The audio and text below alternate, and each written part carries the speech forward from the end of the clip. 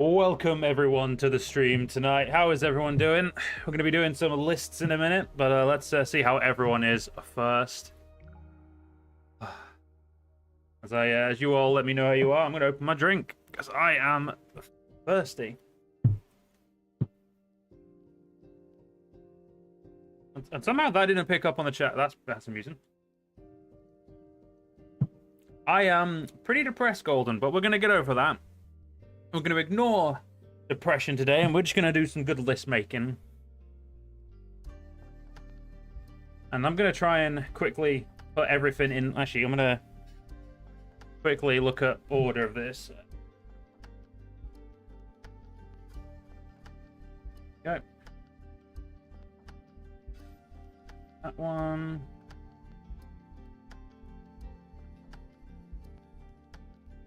No clue what that one is.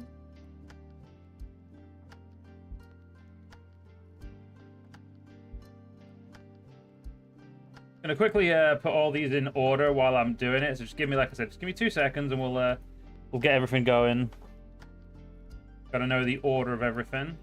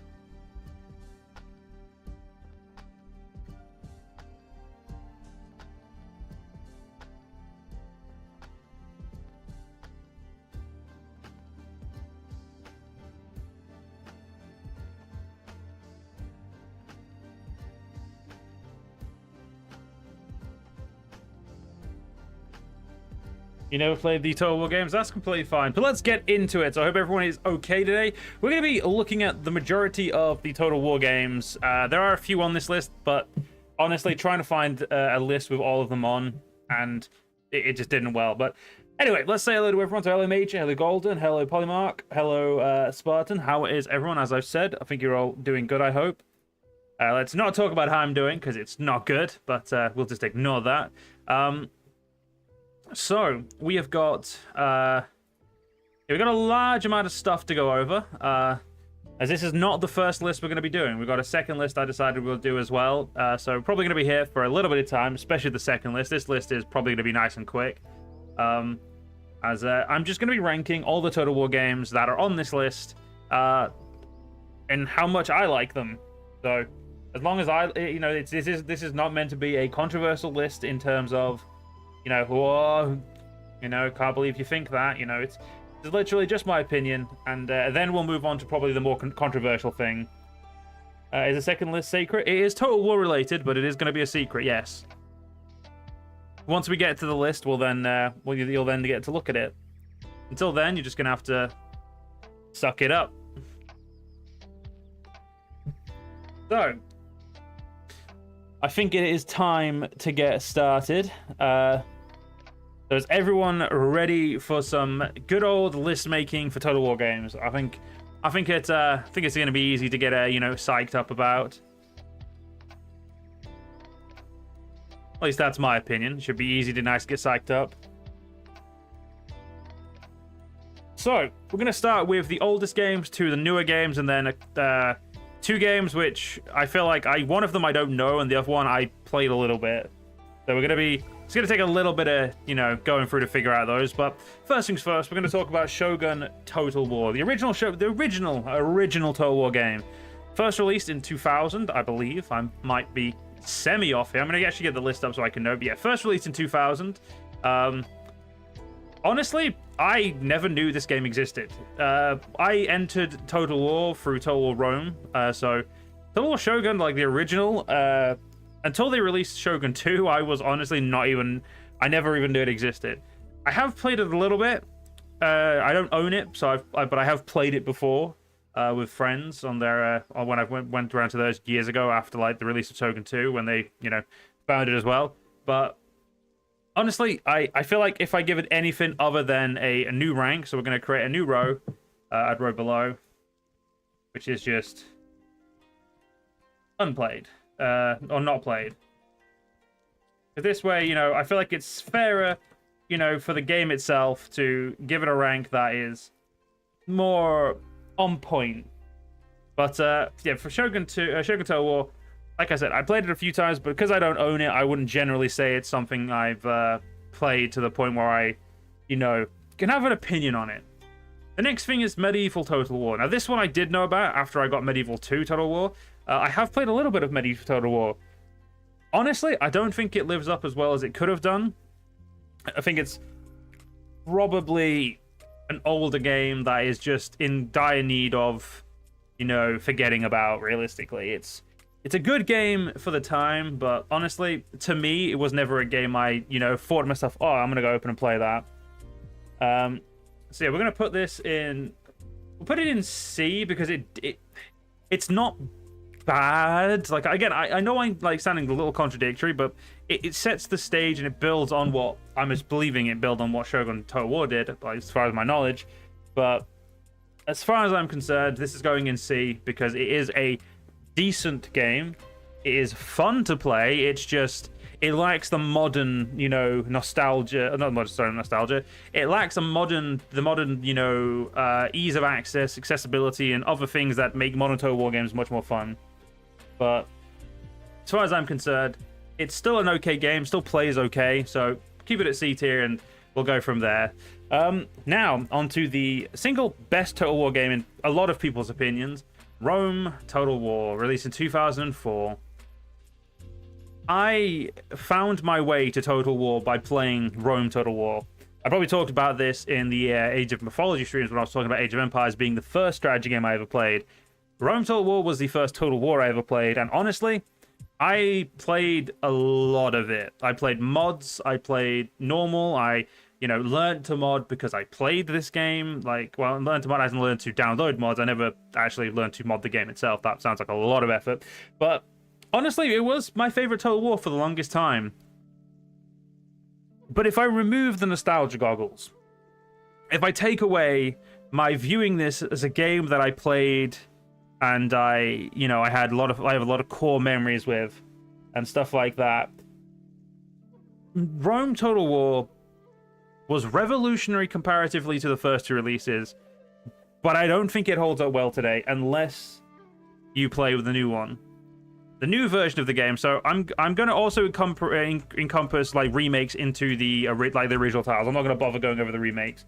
And yes, nostalgia is not always... The thing is, this list is my favorite Total War games. It's not what is my favorite Total War game, you know, back then. It's what is my favorite Total War game as of the Wednesday 11th September 2024.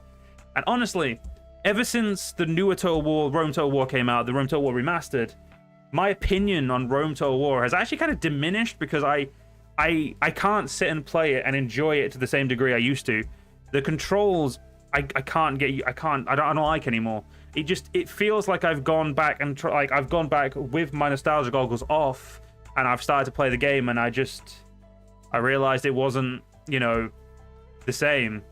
Don't get me wrong, I still love the game, and it is still going to get an A tier easily, but I just can't rate it as an S tier anymore because if I try to play it, if I went downloaded it now and tried to play it, I'd have okay fun, but I'd be hung up on so many things of like the accessibility, the easy access and stuff like that.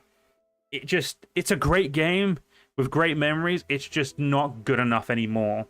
The remaster, which I know a lot of people don't like the Rome Total War remaster, but I love it.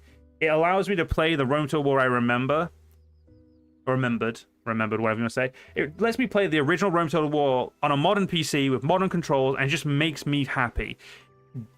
It did work, but it didn't do great. But it is so, I like the one. So with that along, we'll we'll keep all the Rome iterations of Rome 1. That's where it's going. I never played the mobile games. I don't like mobile games. I'm vehemently against them. So if there's any mobile games on this list, they're probably going to go in I didn't play. But also welcome Desperado. I apologize for I was a bit in a bit of a tangent there. But yeah, welcome to the chat. Hey, Rome isn't. I agree. Rome isn't as good as I remember, but damn, is it good still. Now moving on to a game that a lot of people may not know unless you...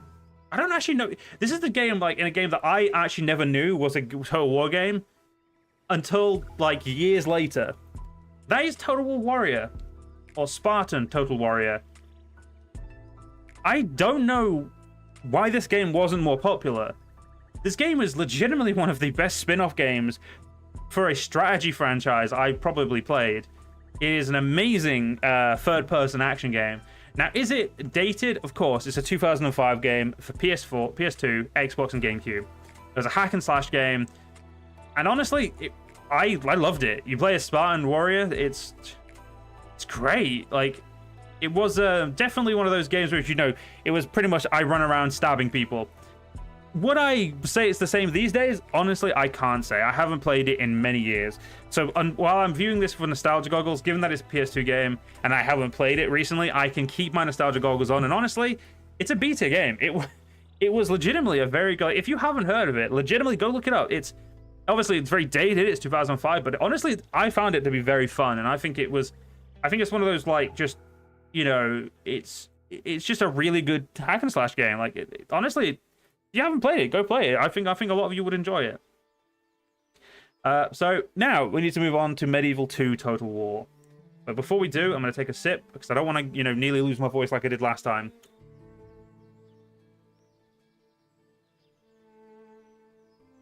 There we go. So, Medieval 2 Total War. Now, even to this day, I know a lot of people love this game. Came out in a good old 2006. Had, I think, the most expansions for a disc game, if I'm remembering correctly, because it had Kingdoms, which was like 4 expansions in one. And as far as I'm concerned, that feels like a lot of expansions. I'm just saying. And indeed, be careful with this one. That's what I'm getting at.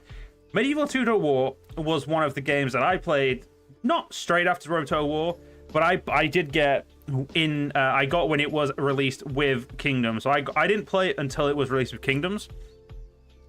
And I do really like Medieval 2 Total War, or at least I did. And that's probably the more what's the word? More problematic way of saying that. I did like it, and I did have a lot of fun with it. I haven't played the game in a very long time. If we go to my Steam list, and let's have a look. Medieval, Medieval 2. I haven't played it since 2020, and that's... I don't even know if I played it in 2020. I might have just downloaded it, so I don't actually know. It's been a very long time, but if I view it through nostalgia still, because again, I haven't really played it recently enough to, you know, change my opinion. Honestly, I think Medieval 2 is a great game. It added a lot of stuff. It added the castles and cities, which were always really fun. It added, you know, cool units that you could only recruit between, you know, the new systems. You know, you had to be very strategic, or at least you had to be a little strategic, given it's an older game these days. The only thing I really remember disliking about Medieval 2 was that when I used to play it years ago, I always found out no matter how good my economy was, it for some reason always just dipped. And I felt like you know, even if I did the only spend what you make and, you know, barely, you know, do my best to, you know, keep everything on, you know, happy, I always felt like I was always losing money. I had tried the Stainless Steel Overhaul mod years ago, but we're not talking about mods, so we're keeping this just to the basic stuff. But I do know the Stainless Steel mod is very good.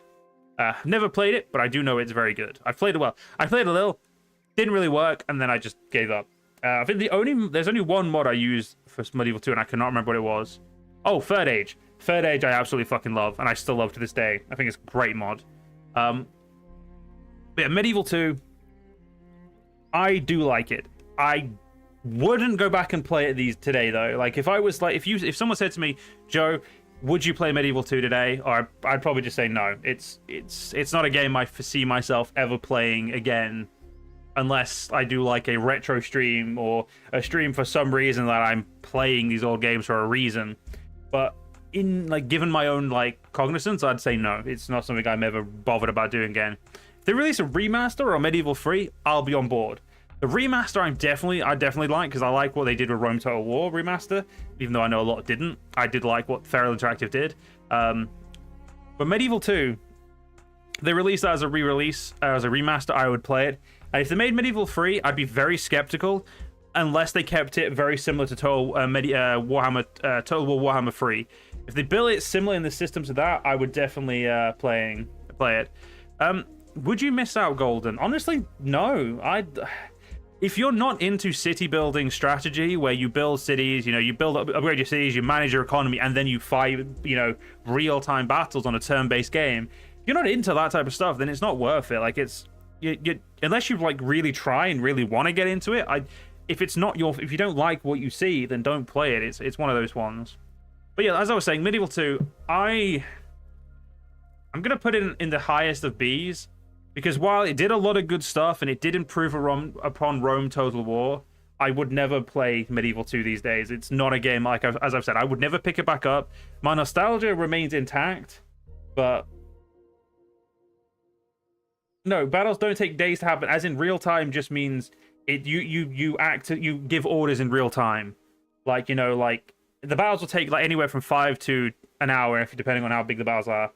But yeah, you can auto resolve them and stuff, but it's just there. Yeah, okay. Well, I feel like we got a big fizz. Anyway, to me, Medieval 2 is a B tier purely because I just don't have the same nostalgia to it, and because I wouldn't play it these days. It's just a game that I can't rank any higher simply because I just wouldn't play it again. And the expansions for it were good, but again, they don't give me cause to play it. It's just a good game. That's all it is. I'm just gonna leave it at that because I feel like if I said anything else about it, I would indeed get my channel burnt down. Now, moving on to the next controversial title made by Total War, because for some reason, these older games just have to be controversial, and that is Empire Total War. A game that is actually, if I remember correctly, it was this one or Napoleon is the reason I had a Steam account in the first place. Ooh, that's a hot take there, Desperado, but yeah, so Empire Total War is the reason I got into I got Steam, or it's Napoleon. I can never remember which one it is. They came out so similar, so close to one another, it really doesn't matter. But we'll talk either way. We'll assume it's Empire. Well, we'll assume it's Napoleon because I'm pretty sure it was Napoleon. But Empire Total War, the first modern by Total War standards game in terms of like actual timeline. It was the 1700s. You had muskets, you had line infantry. And honestly, for me, this is why I don't want to say this. This is the reason I was like, I'm going to do this, because people are going to fucking hate my opinion. Yeah,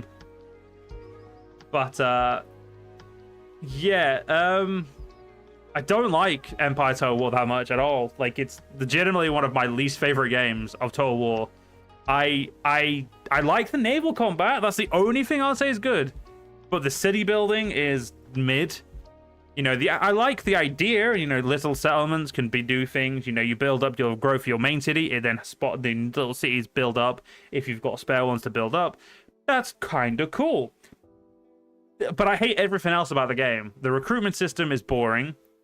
The generals are shit. The units, I've never felt such a lifeless combat as I have when I've played Empire Total War land battles. They feel so damn lifeless. I feel like all I need to do is tell my men to stand in a line, and it's anyone's guess who's gonna win. It's not. I don't find it as enjoyable strategically for my mind. It doesn't stimulate my mind, and no matter how good the naval battles were, and the fact that they're the only naval battles I kind of really liked. Honestly, before I, respond to some comments, Empire Total War is honestly, to me, because I have played it in the last year as well, it is indeed, in my opinion, an F. And Instant Classic, as much as people like to say it's not controversial, it is. Weirdly enough, I've seen the Total War comments. I've seen Total War forums. I don't know why they get so upset about it, but people seem to get really pissed off if you say Empire Total War shit. Right, fella? But honestly, I don't have the nostalgia there. I don't have the enjoyment of the game itself. The few things I enjoy were better in a future game. It's just okay. That's the best I can say about it. It's just okay. Hence the reason why it's an F. You would have Medieval an A. I understand why people would say it's an A, but to me, again, this is like, I will say this, just I will have to reiterate this every so often. This list isn't a how good is this game, it's a how much did I enjoy them. This is legitimately just a list from my perspective. It's not a list for anything else. It's just how I feel about this. Welcome, Gabriel. So I'm gonna state that if anybody is upset with my ranking of their game, it's legitimately how I've played it, and if I've enjoyed it, that's all it is. It's you don't need to worry about me ruffling any feathers. It's just my opinion, which no one asked for, but I'm fucking giving anyway. Anyway, now with Empire Total War there, we're going to talk about Napoleon Total War, a game that came out a year later.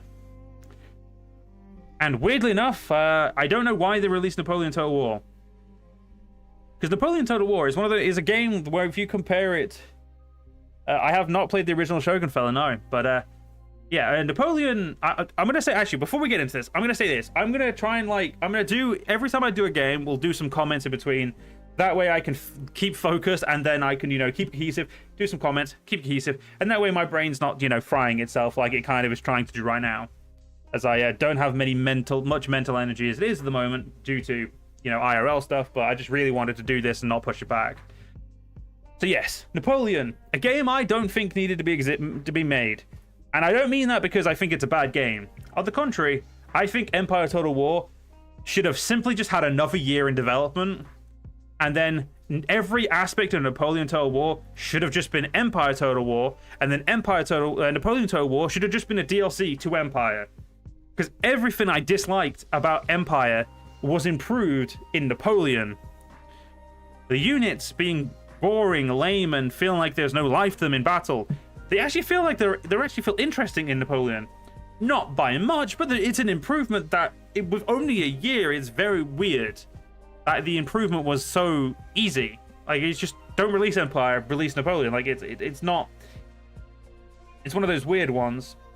But yeah, Napoleon is... It improves on everything I dislike on Empire. But it's set in the Napoleonic era, an era I personally have no interest in. Empire was kind of like the far reaches of my interest in history. Like, I'm not like that overly interested in the Empire period. Honestly, I'm not really interested in the medieval period that much. I'm interested enough, but it really does wane after the medieval period. But Napoleon, if I'm remembering right, and it's not Empire Total War that was a game I got Steam, it was Napoleon that got me to get Steam, because it was the first game I got for Steam on my original account. And honestly, I do remember playing it quite enjoyably, and I do remember playing it recently with Darth Mod and having some fun. And as you are saying, Desperado, the actual smoky-filled background and the cannons and that really were nice. But honestly, it's just not enough better than Empire. Like, I want to put it, no, we'll put it in D. I feel like it is D. I feel like it is definitely D. It's just... I just feel like Empire and Napoleon shouldn't both exist. Like, it's just so hard to characterize it. And have I ever thought about working in the game industry as a producer? No, I don't know anything. As much as I know about video games and as much as I understand my own opinion about them, I don't think I'm qualified to guess other people's opinions and really produce stuff. Also, the fuck do producers actually do? I feel like I don't know. So, but it does just feel like it is just a better Empire. And I feel like with how close the releases are, they could have just made Napoleon Empire and made Empire better. But yeah, so yeah, I haven't played Shogun. I've played it a little bit on a friend's PC, but like I said, I've never actually played it. Producer just pretty much money men. Yeah, see, that's the problem. I don't have any money. I can't be a money man if I don't have money. So, well, hands off the producer stuff then, eh? But yeah, that's pretty much my opinion of Napoleon. It is a good game. It does kind of hold up these days as well. Like, it is still decent to play in 2024, but yeah, you have to mod it, and if you have to mod something to make it really good these days, not as great. Like, I know that Medieval 2 and Embrome 2, I would still play over Napoleon any day of the week. But moving on to Shogun 2, a game, given that it's over 10 years since I left school, I can actually say this. I pretended to be sick for a week to play Shogun 2 when it came out. And yeah, I essentially took a week off school to do play Total War on a shitty laptop that could barely run it on the lowest settings. That's what I took a week off school to do. I downloaded it, I played it on the worst goddamn laptop I ever had, and honestly I enjoyed it. Over the years, I've had a very tumultuous relationship with Shogun 2. I've loved it and I've hated it in equal measures. More recently, the last time I played it was a campaign I did not that long ago. Then I ended because I just wasn't enjoying myself. And as much as I love Shogun 2, I do think it is a good game. I feel like my love-hate relationship is kind of blinding me a little bit. Because I love the Japanese era. I love the Sengoku Jidai period. And I like all the changes Shogun made. But I don't think as I have played it recently, and I've played it recently for the channel, as much as I enjoy it, there are so many things about it that I still find annoying and stuff I don't want in the game. I think, unfortunately, it's a C tier. Like, I love it, but I hate it. And I feel like that makes it average. I can't... Like, there's so many things about it that are good. There are so many things about it that are just terrible. And it was the first game, if I'm remembering correctly, to implement replenishment over time. It might have been Napoleon, but I'm pretty sure it was Shogun 2 that implemented the first replenishment over time. And it still got the worst replenishment over time of any of the Total War games after it. So it's... While I enjoy it, and I would play it every so often, and it does hold up in certain ways, certain other ways, it just is not good. So we'll keep it as a C, because I do like it, and I do like the period, but I can't put it any higher. I can talk about what people want and do not back down. What do you mean I talk about what people want and back down? That's just rude. Probably true too. Shogun might actually be the only Total War game you've ever heard about, except for Napoleon. Fair enough, Golden. It was a great game at the time, but didn't age well. Honestly, because I couldn't play it properly at the time, like by the time I could actually play the game properly, it was many years after release, and it was, again, I love-hate relationship with it. Now, this is only one that has DLC for some reason. Again, like, I couldn't find a list that had all the games, and by the time I remembered I needed to find it, it was literally an hour ago, and I was like, fuck it, can't be bothered. So, the two DLC, Rise of the Samurai and Fall of the Samurai, I've never played Rise of the Samurai, so that could just stay in there, and I've been down there. And Fall of the Samurai, honestly, is just a bit worse. Again, this is because I don't like the time period more, but to me, I'd rather play like Shogun 2 than Shogun 2 Fall of the Samurai. So, two easy ones, because I've, again, never really played the Rise of the Samurai, and Fall of the Samurai, I just wouldn't play anymore. Like, it's not a mod, it's not a game mode or a campaign or a game I would play anymore. So, I'm going to leave it in C. We're just going to move along quickly, because I don't feel like there's any need to spend any time on it, especially after as the next list is going to be a hell of a lot longer than this one. So, the quicker we can get through this one, the quicker we can get onto the one that's going to be very long. But it's now time to move to a game that I didn't get until the Emperor Edition came out, which is weird for me, because I'm such a big fan of this period of time, and this is actually my period of time in history that and actually my family, including my dad and my grandfather, really, really like. And I know so much about this period because of them, and because of the books they've let me read, and the knowledge they've imparted with me, and, you know, many things that I've learned over the years simply because of them, is the Rome 2. I got this when the Emperor Edition came out, when they fixed all of the issues. I didn't get it at the time, probably because I had no money. Okay, let's be honest, I definitely had no money. I was a kid. Definitely didn't have any money. It was 2013. I just left school. I was in college. Definitely didn't have the money. And as soon as it came on release for the Christmas sale, when it was the Emperor Edition, I got it then. And Rome 2 is probably one of my favorite Total War games to this day. I know a lot of people didn't like it when it first came out, and I honestly can't say I understand why, because I'd never played it at the time, so I can only remember what I saw and, you know, compare it, but even then it's very foggy to me. But yeah, Rome 2 to me is a game that I would download. I actually wanted to do a Let's Play on this recently, but for some reason it doesn't run well on modern machines, to the point where I can't fix certain things to actually run well.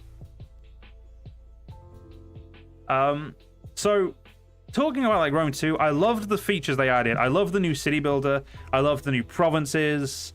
I love that there's, like, you know, you had control over edicts. I like the family tree. The original one wasn't great, but generally speaking, I liked kind of everything they added. But yeah, it did have problems. And because I never experienced a lot of those, to me, it's kind of easy to look past them. Now, DLC-wise, I never really bothered with any of the DLC. Like, I bought them just so I could have the units in the main campaign.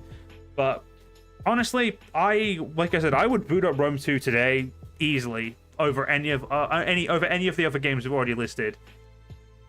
And as much as I like it, and as much as I think it's a very good game, I think comparatively to like Rome Total War Remastered, which I am including with Rome Total War, I feel like this is an A-tier game, but it's just not as good as the original.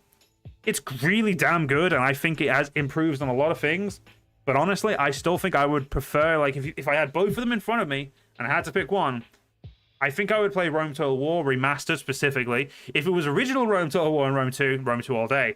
But if it was the two, like, the most modern versions of both games, honestly, it's just not as good as the original Rome 1 or Rome 1 Remastered in this sense. A goddamn good game, but just not better than the one before it. But honestly, I love Rome 2. There's just so many things about it they did right comparatively to other titles since. And that's just my honest opinion. Moving on. One second. Let's just Shogun doing to. Oh no. Isn't Warhammer Total War a game? It is indeed a game, Golden. You don't problems. Yeah. So pretty much I'd say everyone agrees with me. Probably not. It doesn't really matter if you don't or not. Everyone has their own opinions, and that is absolutely okay. So, moving on to Attila. I feel like I'm probably going to get, like, if anybody likes this game, they're probably going to really hate me for this, but I think Attila was honestly, I'm going to come at it from this angle. I think Attila had very good ideas and had very good, like, it had very good ideas and very good like concepts, but I think Attila Total War should have just been a DLC. I don't see why they made Attila. It's the same Napoleon with the Empire issue. The difference is, I'm pretty sure there's like 2 or 3 years in between these two games. Let's double check. So yeah, Rome 2, yeah, there's 2 years in between Rome 2 and Attila, 2013 and 2015. I don't think Attila is honestly any good. I think it is legitimately one of the worst games they have produced alongside Empire. I think Empire probably has more interesting it to me because I feel like Attila just, everything it tried to do, it just didn't do good. And I also have no need, I felt like, I think it's definitely this is probably my worst or my least good opinion in terms of, I have never actually bothered to play Attila again. Over the years, I have thought to myself, oh, I'd like to play Attila, or I'd like to download this mod or that, like, not this mod, or like, I'd like to download this or this. Wait, why is it suddenly not in my, 1 minute, I have Total War Attila. Why is it not suddenly in my, 1 second. I'm just trying to find it last time I played it. There it is. Apparently I downloaded it again in May 2021. So more recently than Medieval 2. But honestly, I can say for certain that I definitely didn't play it. Because legitimately, I don't see why I would have. It's a game I just don't enjoy. I don't find any of the features good. And as such, I've never wanted to play it again, apart from to maybe play the Last Roman DLC, which is the only thing that looked good on it. But honestly, I'm going to put it at top of F. And that's probably where I'm going to leave it. I just don't think, personally, to me, the game was any good. And I just don't think, like I said, as this isn't a, is this game good? It's a, did I like it? I didn't like it. It could have just been DLC. I don't see the reason why it was an entirely new game. Like, the thing is, I like history and I like the Byzantine Empire or the East Roman or whatever you want to call them. I just don't think Attila is a good job of it. I feel like I could just go read it and I'd have more interest in it. I don't feel like it scratches the itch that the other Total War games do when it comes to history. Like, if I wanted to play a Japanese history game, I would honestly go play Nobunaga's Ambition over Shogun 2, because the history in that is, while it is of course romanticized, it is still vastly more interesting and is a better medium. But if I wanted like the Attila period of history, which honestly I'm not that bothered with anyway, because the fall of the Roman Empire is a period of history I'm kind of iffy on. I just don't think Attila was a good game. I feel like it just I just don't think it was fun, and as such, it gets an F. It's just how it is, unfortunately, for this list. Now, the next tile I'm going to do is Total War Warhammer. And the reason we're going to do Total War Warhammer, we're going to put all three of them together. I only have two of them down here, but we're going to do all three. We're going to do 1, 2, and 3. All of them for the same time, because if we don't do them all at once, I feel like it's kind of pointless. Because legitimately, the first one was okay. The first Total War Warhammer was, to me, I got it from, this is actually a really fun story I don't think I've ever told, other than in the video when I did it. I got given Total War Warhammer by Sega. Like, I actually was able to get a copy from Sega directly. And at the time, I did not have a good enough computer, but during their Let's Play, I actually got a new computer, and I was able to play it, you know, on the best graphics. I really enjoyed the Total War game, but I felt like Total War Warhammer 1 legitimately lacked a lot of things, or, you know, the lack of being able to take over certain settlements, you know, honestly, the lack of really any diversity in types of troops, you know, the lack of factions in my, you know, is something as well. I think that really, in my opinion, hampered the game and stopped me wanting to play it as much. So, while I love Total War Warhammer 1, it was, you know, not good enough. I feel like it just wasn't, you know, the game I wanted it to be. So then we went to Warhammer 2, and when Warhammer 2 Total War came out, I got that shit straight away. It was a amazing game, and I still to this day love Warhammer 2, probably the most as a single player campaign. Not that I ever really bother with single player campaigns in terms of like the actual, sorry, not single player campaigns. The base game campaign, the Vortex campaign, was not really my thing, but I enjoyed it the most. And I felt like the factions introduced in Total War 2 are Warhammer 2 were very good. And then we talk about Warhammer 3, a game that legitimately just made the first two Warhammers pretty much just building blocks to the like what was the third game. Now, when the third game came out, did it have its issues? Yes. Was it as good as the base release of Warhammer 2? In some ways, no. But once Immortal Empires came out, to me, Total Warhammer 3 is one of the few Total War games I will play. I will load up and play a game for like an hour and a half just because I'm bored. And I honestly really enjoy it. And as such, the Total War games, or the Warhammer games, are all going to go into S tier, because in my opinion, they are the best Total War games. And I feel like that's going to be very controversial to some historical ones, but I love the Warhammer Total War games. I think they're honestly the best that Total War has produced. I think they're the peak of what Total War has produced. And I feel like Creative Assembly just, if they made history games as like with the same like zeal they make Total War Warhammer, they'd be fucking golden. But they haven't, so it is what it is.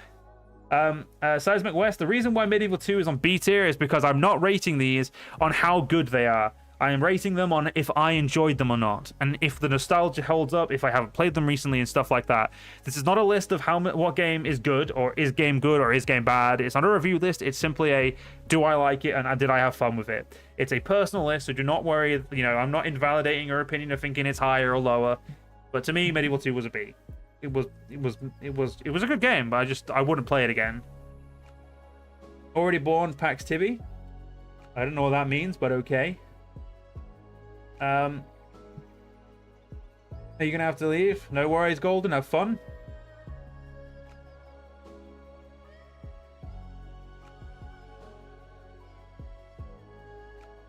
Yeah, it's fine. I mean, no worries about like I said. This is, as I said, this is just a list of my opinion of these games. I know many people agree with me, and I know many people disagree with me. I don't really care. It's not I'm not gonna tell other people how to have opinions and whatnot. But yeah, I think if they gave the same love to a historical title, which I really hope they do, by the way, because I like historical titles, they would be great. But the A team is never going to come off the Warhammer games, because the Warhammer games are straight money. No matter what they do, Warhammer games are money. Like, that is what they are. They're just straight money. And they're just really good fucking games as well. Anyway, moving on to Total War, but it's just going in goddamn not played. I've got the game. I've played it for 10 minutes. as far as I'm concerned, I haven't played it because honestly, that it just was nope. It's staying there because I don't want to give an opinion on it. It's nope. Total War Three Kingdoms, because the other game doesn't exist. As anyone who's watched this channel knows, I've played a lot of Total War Three Kingdoms over the time, and I've pretty much played every release of it, and I've done at least one campaign on every DLC they've done as well. I actually really enjoy the Three Kingdoms period of history. I not only enjoy that period of history, I actually studied it for a while and I read the Romance of the Three Kingdoms novels. Again, the novels are classed as a romanticization, but they are actually more historical, than modern interpretations of the Romance of the Three Kingdoms. I didn't read the records of the Three Kingdoms because I wasn't a sadist or a masochist, sorry, because I was young. I was quite young. But Three Kingdoms is a very special period of history to me, and I really, really enjoy it. Which you probably know because I've played Romance of the Three Kingdoms for the channel quite a bit. But when Three Kingdoms came out, honestly, I thought it was better than the original Warhammer. Obviously, I'm ranking all Warhammers as the same game at this point because that is basically what they are. But I think Three Kingdoms, it fell off in some ways and did not get the love from the audience it needed for them to bother continue it. But as far as I'm concerned, and to my personal how I feel about it, it's top of A tier. I think the single combat is amazing. The records mode is... I don't know why I waited so long to play records mode. Like, the game is solid as shit. It just didn't have the, support of the time, in my opinion. It suffered from the same issue with most, like, modern Total War games like Pharaoh have. It didn't get long enough to cook. It wasn't given enough attention. And they abandoned it fucking way too quickly. Which is weird to say, because they did have... they had 1, 2, 3, 4, 5 DLCs for it. So they did have a lot of DLCs for it. It just felt like it was abandoned. Because it felt like they just didn't put in more effort to trying to keep it around. And while all of the DLCs added a lot of good stuff and added a lot of fun to it, I just don't think it added enough. And it just... I don't think... I feel like they focused on... Like, I think the 8 Princes DLC really ruined the traction because... I mean, 8 Princes was the period after the Romance. So it was a very weird to, bother adding the period that it was after. I mean, don't get me wrong, I enjoyed it, but I just feel like I feel like that meshed the line a little bit, and it just kind of, ruined the entire aspect of the Three Kingdoms. But as such, as far as I'm concerned, it's an A-tier game. It's a great game. Still holds up to this day. Still amazing. And honestly, I would play it again. I wouldn't play it as quickly as I'd play Total War Warhammer. But honestly, like, yeah, I do get the itch, and I do sometimes think about re-downloading it and playing it. But then I just don't, because I've got other stuff to do. So, as far as I'm concerned, A tier. And now for the last two on this list, which is going to be very, very easy to do. I don't know what this is, so it goes there. And Total War Arena, it was a good concept, but honestly, did not enjoy it. The free unit matchmaking was all well and good, but honestly, it just didn't have the attention, didn't have the need, and I felt like, again, they gave up on it too quickly, as modern Total War tends to do. While it was a side game and was released in 2019, at least as far as I'm aware, no, discontinued in 2019. So yeah, Total War Arena was... When did it come out? 2015. So yeah, it just wasn't any good to me. So as far as I'm concerned, I'm going to leave that in E tier, and this is our official list of how I perceive the Total War games that were actually on this list. If we're to include the games that aren't on this list and just give you my general opinion of the newer ones, Total War Pharaoh would be... Ooh, let's go in order like I normally do. So we've got Troy. Troy is easily a C, D tier. C tier if we include the actual expansion for it. But outside of that, it's a D tier. Because again, I've played it recently, and I still just find it a bit meh. But it's okay. Just not the greatest. It's okay. And Total War Pharaoh. Total War Pharaoh is a C tier. Total War Pharaoh Dynasties is a B tier, but honestly, that's it. I don't have any other like real way to phrase it. Is it? And the only reason I like Pharaoh so much is because it plays very well. I like the features, and I think I feel like Dynasty did make it better.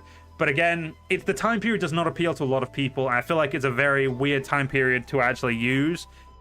But It is what it is. Like, to me, I'd still say Pharaoh's Dynasty is a B tier because it plays very well, and honestly, it is good.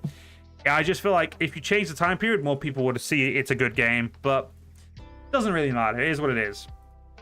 So that is the first tier list done. Let's make sure I save this. Download image. There we go. So I now have this in my thing. Also, there we go. Just get rid of all the ads. Anyway, let's quickly go to the Be Right Back screen so I can change over so you guys don't see anything you shouldn't see.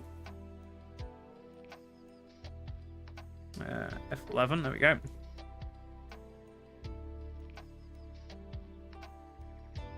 Battle of Kings is a mobile game. Like I said, mobile games go instantly and did not play it because I did not play them. You know, I just didn't play it, so it just goes straight into did not play. This next list is probably not for everyone in chat.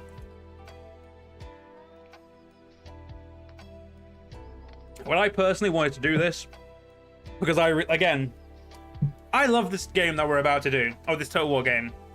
This Total War game is my favorite. We're going to be ranking every single Total War Lord from Total War Warhammer.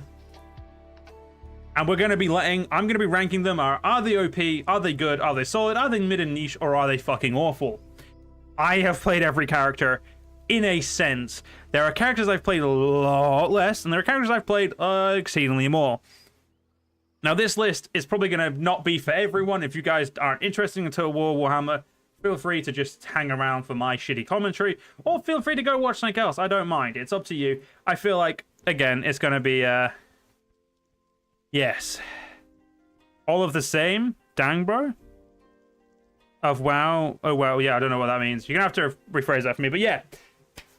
Let us get on to this. Also, why the hell is my chat not updated?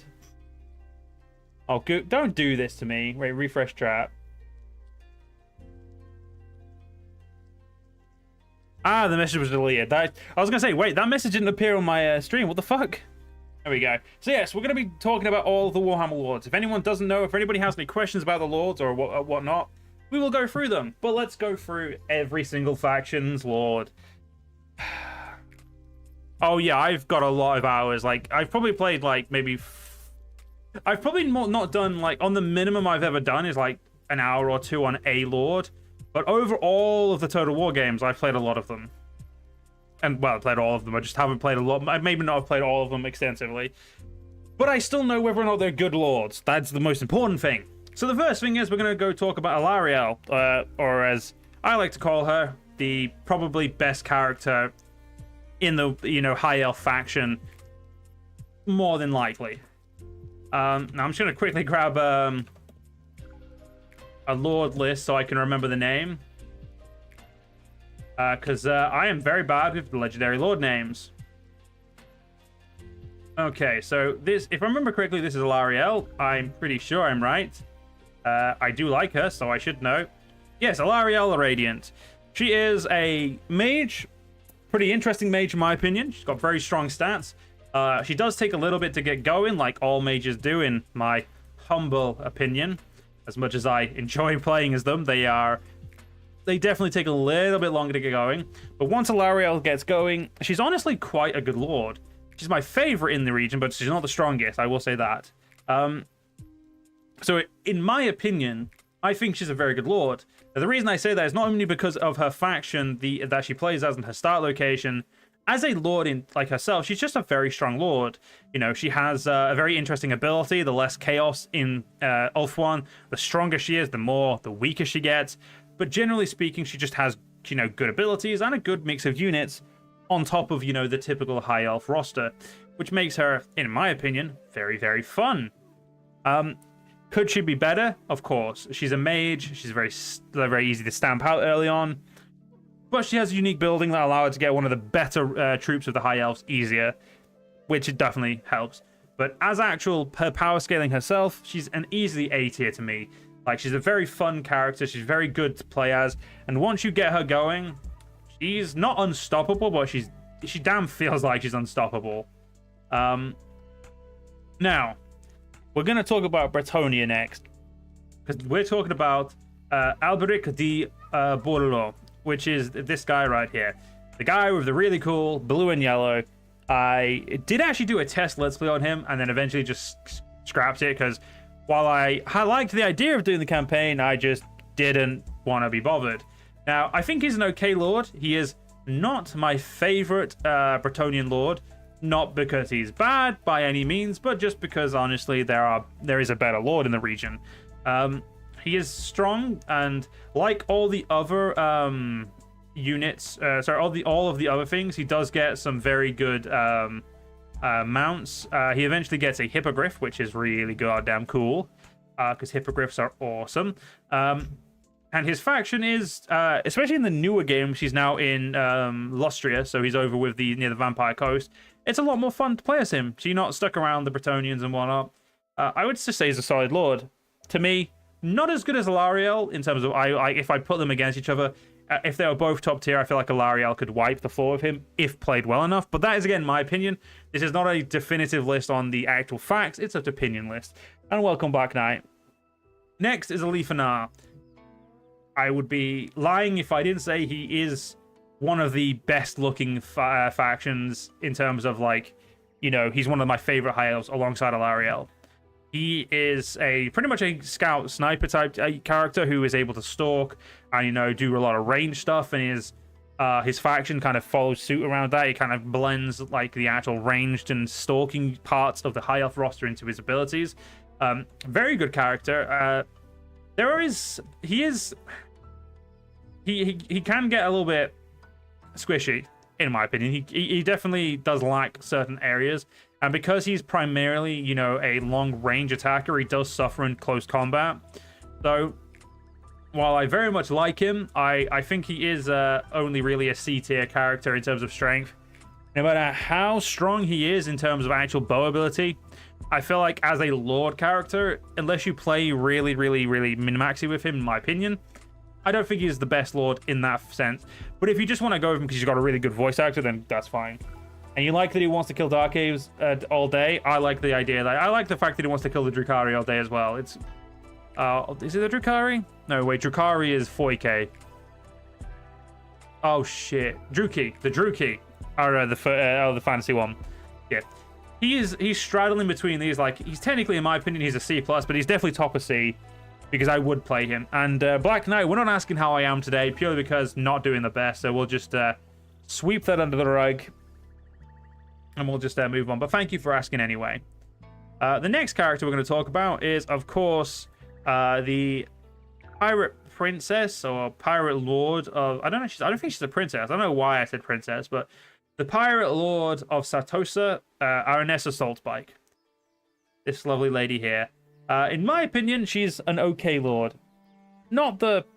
I wouldn't say she's a great lord. I've not played her extensively, as while I do like the Vampire Coast, I only ever really play one faction of the Vampire Coast, and that is Luthor Harkon. She's an okay lord. I think she has her, you know, bonuses. She has her negatives. But, like, in my opinion, I think she's honestly... I don't know. I just wouldn't go out of my way to play as her. And if I had the Recruit Legendary Lords on, I wouldn't go out of my way to recruit her. I think she's not like a bad lord, but I just don't think she's, in my opinion, very good. So we'll leave her in C. And yeah, she's not a princess, no, she's the lord of it. That's what I mean. I was wrong. Now, we're going to be talking about Archaon the Everchosen. I feel like I don't need to really talk much about him, because if you've played the new Chaos updates, we all know that Archaon is the strongest character ever fucking seen. He's broken, he's bullshit, he solos. And to say, like, I originally, when he first came out, thought he was one of the weakest lords, he is easily just an S tier. Like, not even, like, after... It doesn't even take him long to get going. Like, he's pretty broken from the get-go. He's a very, very tanky character with very good access to spells. And once he gets his legendary items, it's near impossible to kill him. Like, I don't think I've killed him... I don't think I've gotten him killed, more accurately. I've definitely killed him as an opposing faction, but that's different. But when you've got him to top tier, he is extraordinarily strong. And for that, he just has to say an S tier. He's just too cool. And now, one of my least favorite in terms of playing, but someone I enjoy a lot in terms of lore, is Arkhan the Black. Arkhan had so much going for him, but honestly, I feel like as a lord, broken is an underestimation. Is an understatement. That is true. But yeah, Archon is honestly, I feel like Archon is one of those lords. I feel like a lot of Tomb Lords have this as well. I look at them and I'm just like, help. They're not good enough. Like, I don't feel like they do good on the battlefield at all. Like, I feel like every time I've played as the Tomb Kings, my units have crumbled quicker than expected. And then my Lord is just getting absolutely slapped about. I just don't think the Tomb King Lords are any good. And you know what? Why don't I just go over all of the Tomb Kings at once? Because again, I share the opinion on pretty much all of them that I don't find them very fun. Settra is actually the only one I would say is a B tier because he's a natural melee character. But the woman who was killed by the first vampire, where is she? Khalida, I think it's called. Is her name Khalida? I'm not great with names. Yeah, Khalida. Holy crap, I'm getting better at remembering names. Where is she? Let's try and... There she is. She is honestly a C tier, and then the Hierophant is D tier as well. The reason I feel this way about the Tomb Kings is I played it when the DLC came out. I've played it very recently as well on Warhammer 3 in the last like couple of months. I feel like I said, I just feel like the only one who actually has any chance of being okay on the battlefield is Settra, and he's just okay. You know, he's mid in my opinion. But the other ones, I feel like they have too many weaknesses, and I just feel like anytime I play as them, the enemies around me seem to just do really well at killing me, or killing my lords at the very least. And when your lords are very squishy, I feel like that's a problem. And especially for the Tomb Kings, which they need their lords a lot more than other factions do. Like the vampires, they need their lords a lot. And as such, I feel like they should just be better. But if anyone is just coming into this randomly, this is my opinion. Just going to say this very much. My opinion, not a fact. Don't take this as fact. It's just an opinion. Don't worry about it. We're all good. Next, let's finish off the High Elves. I really wish this order was sorted into the proper thing. Well, let's go through all of the High Elves. You know, let's get faction by faction done, because I feel like this might actually make this a little easier for us. So if we go to the High Elves, I'm just going to scroll over here. First things first is Tyrion. Honestly, Tyrion, and I'll show you, I'll move all of the High Elves to the front quickly. Oh, fucking that guy, fuck off. Let's move all the High Elves over here quickly before we, talk about Tyrion. Because I kind of... How do I not recognize these people eat better than I do? And that's not true. I recognize all of them, but I just can't find the High Elves when I need to. I know I saw Alfarion. Where is he? Where's that grumpy git? Where's Alfarion? Alfarion's already... I already moved him. That explains why Alfarion the Grumpy's already moved. There's Teclis. There's one more High Elf, and that is the one I'm actually trying to talk about, which is hilarious that he's the one I find last. Nope, that's the Dark Elf whose name I always forget. That's Malus, one of my favorites, but not the person I'm looking for. Where the fuck is... Yeah, does anyone know where... does anyone see Tyrion on here? Or did they forget to add him because he's that busted? Well, that's interesting. I actually legitimately can't see him. Am I going insane? I actually think I'm going insane, guys. This is quite problematic.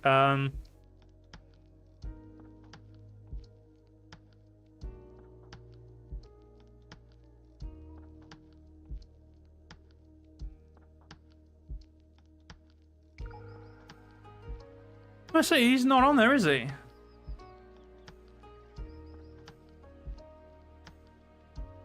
No, there he is. There he is. Found him. He's right there. Jesus Christ, his portrait does not make him easy to find. Holy crap, Tyrion. What the hell? Just gonna quickly double check that the newest Lords are on here. The Changeling's on here, so I think that would make... Does that mean the Jade Knight is on here? Where is he? I'm just gonna double check to make sure the Lords are on here, because when I looked over this, I was like, yeah, that looks like all of them. Yeah, there's Yonbo. Where's the newest Lord? Where is she? The Lord. There she is. Okay, good. We found him. Anyway, Tyrion, broken. He's S tier. He's legitimately, even from the get-go, he's stupidly strong. But once you see him as the avatar of Cain, and you start, yeah, I know what you mean. Don't worry. But once you get Tyrion to the point where he's like the avatar of Cain, if you want to give him the Blade of Cain as well, if you want to make him really broken, but just talking about his abilities alone, he's stupidly powerful. Like, it's so... Like, if you see a Tyrion on the battlefield that isn't yours, pain.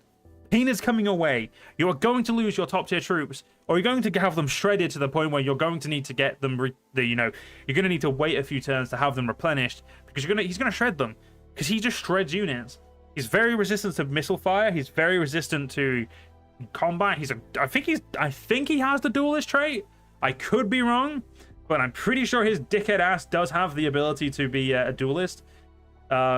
Which again just elevates his ability to be stupidly broken when fighting other lords. Which even if he hasn't got, he does have duelist. I thought he had duelist, but he's just too powerful. Like, Tyrion needs a nerf. He is alongside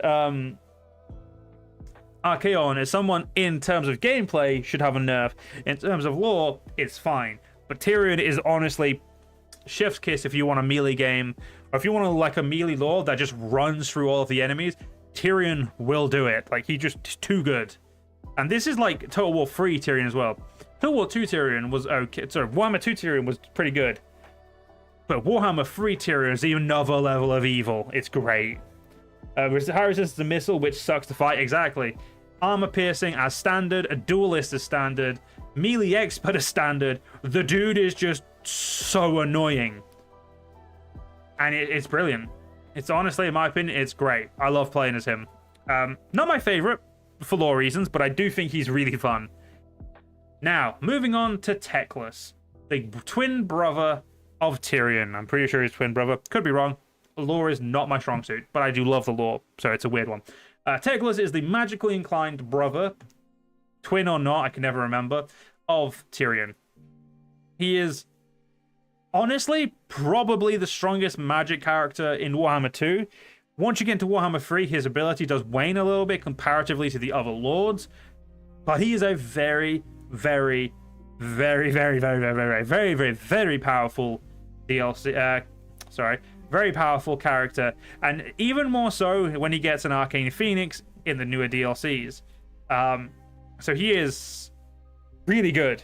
If you want like a character that runs around with some of the best spells, and just wrecks people with spells that are not very high mana cost, but still, manages to absolutely decimate people, and Teclis is for you.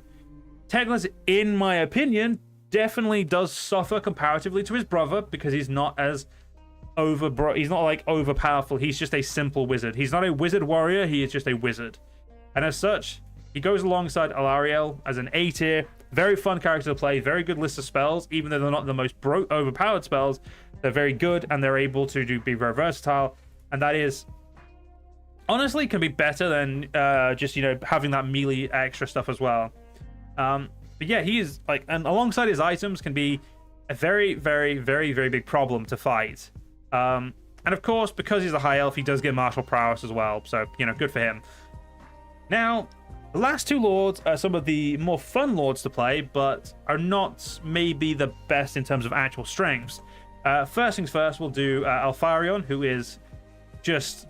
I love Alfarion's campaign. I love his abilities. But as much as I like Alfarion, as a character, I feel like he does struggle more so than you'd expect him to do in the actual combat.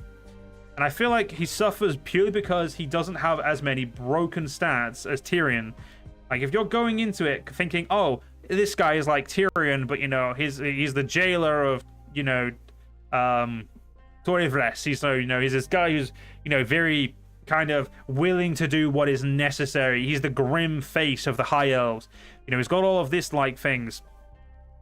But he unfortunately doesn't have martial prowess like other High Elf lords should do, which is weird, as he probably should, given that he is actually a melee character / wizard.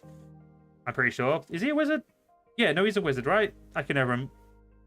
Yes, he's a spellcaster. He's not a wizard. He's a spellcaster. There is a difference. But the only real thing he gets is armored, and his abilities are okay.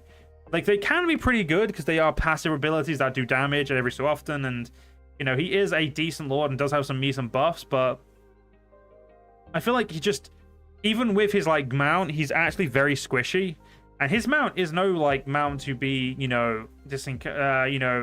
It's a griffin. He has a very good mount. It's just as a lord, I just feel like he lacks what is necessary to make him a very good choice. And I actually find him to be squishier than Alarielle and Teclis. I want to put him in the middle of B tier because I just don't think he's got, as much as I love him personally and I want to rate him higher, even though this list is just my opinion is he is a solid B, but only mid. He's mid B. He just isn't good enough to, you know, break the mold as he could. And that sucks because I do love him, but he is too squishy. For what he is way too squishy. He is kind of like the issue you have when you have a swordsman who tries to learn spells, and you spend time on equal amounts of both of them. You're a master of none, and that kind of unfortunately really does come through for him, as the fact that he gets chewed up by infantry too easily, and he's not resistant to missiles well enough, so even missile fire can take him out, unfortunately, really easily. So I love Atharion, but he's a B tier. And last of the High Elves is good old Imrik. Or as I like to call him, Imrik the Bellend, because I always have problems with him when I end up fighting him. Imrik is kind of a lesser version of Tyrion. The reason I say that is because he's a typical infantry unit, though he's never on foot, unlike Tyrion. He's always on horseback or a dragon. He does have good abilities, like his dragon armor, his armor piercing, his anti-large, because he is a halberd infantry, and he of course has martial mastery because he's a high elf. So why the fuck wouldn't he? He is a very, very, very, very, very, very, very, very, very, very, very good lord. As much as he does get other dragons, Desperado, we're only talking about him as a lord. And Imrik as a lord is laughably easy to counter when you know how to counter him. And I'm not saying, oh, it's going to be, you've got to really get the secrets to beat him. It's legitimately not that hard to beat Imrik. That's kind of the problem. Once you know how to beat Imrik, you can repeat it without any effort. I've beaten him as Skaven with Skaven slaves, and he had a dragon, and it adds to the point of, okay, you're meant to be really good, but you suffer. And as much as I think, again, I think he suffers from the same issues Altharion suffers from, in a different sense. He's good, and his attacks, if you let him attack you, he's really good. But as soon as you start countering him, or even trying to counter him, and even the AI can do this, which is really how much it's kind of, he needs to be a bit better. Once you start countering him, he goes down pretty easily, and it's harder for him to get those kills, and you have to play a lot more reserved with him. Which playing a reserved Imrik is really, really, really unwise, because he really does excel at being in the front line. But in my opinion, he is top of B tier. He's better than Altharion in combat, but as a lord, I don't think he's anything more than solid. He has too many very exploitable weaknesses that even the AI is able to exploit much easier than, say, lords like Alarielle and Elifanar, Teclis. Elifanar is down there. He's a bit shit. But yeah, Teclis and Alarielle do have advantages over him, in my opinion. So that is where we land on the High Elves. I think that's a very fair assessment of the High Elves, personally. I think that is honestly a very, very level-headed opinion of them. And now we're going to find all the Wood Elves to, rate them, because I'm going to go and I'm going to follow this list upwards so I can, do everything and, keep all my, focus on everything as easy as I can. So there, you're a Leaf, you're a Wood Elf. Where are the Wood Elves? There's another Wood Elf. Now I need the tree. Where's the tree? There's two trees. There's one. There's the other. I think that's all four of them, isn't it? Yep. So, on to the Wood Elves. After a short little break for me to get a drink so I can, keep my throat nice and healthy.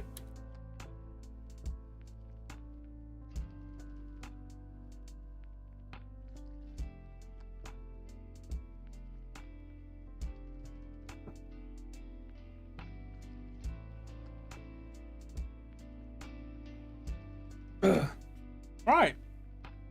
I think that's a good place to keep going.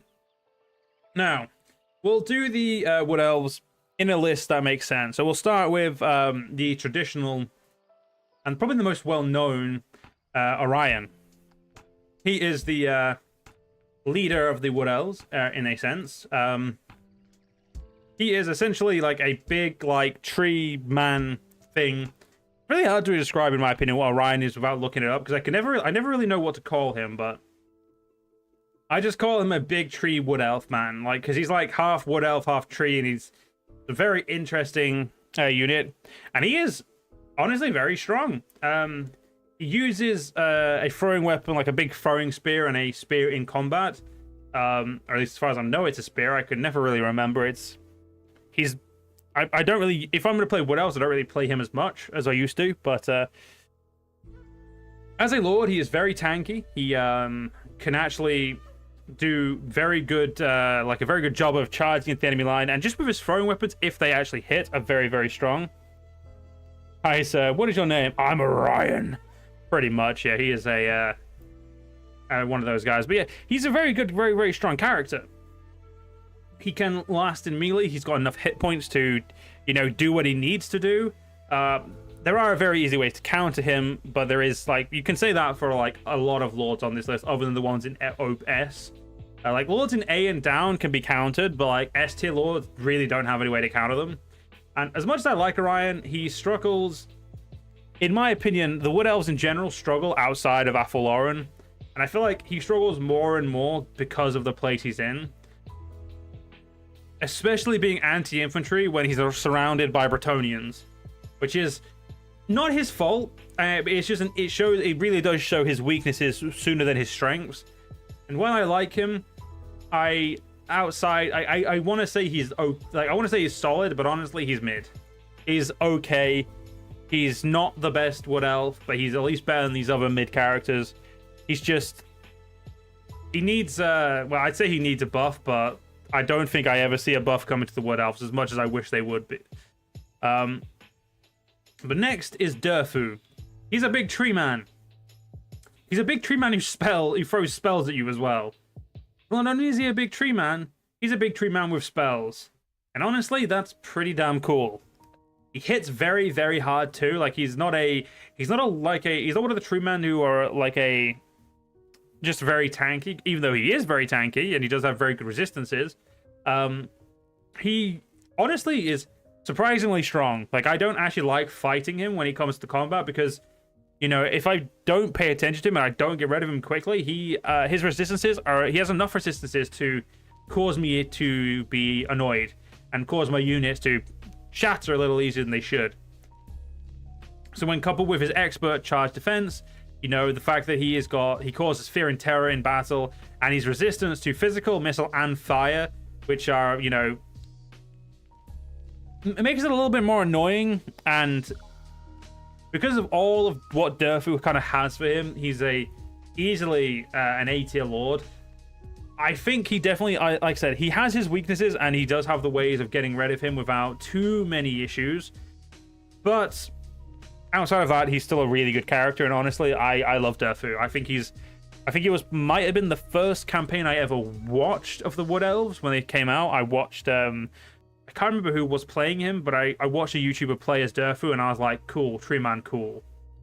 I don't like the fact that his faction is more the trees than the actual Wood Elves. The Wood Elves are my favorite part of the faction, but the actual Durfu Lord is amazing, and I think honestly, if you do have the Legendary Lords recruitment on, get him. If he's destroyed, just recruit him.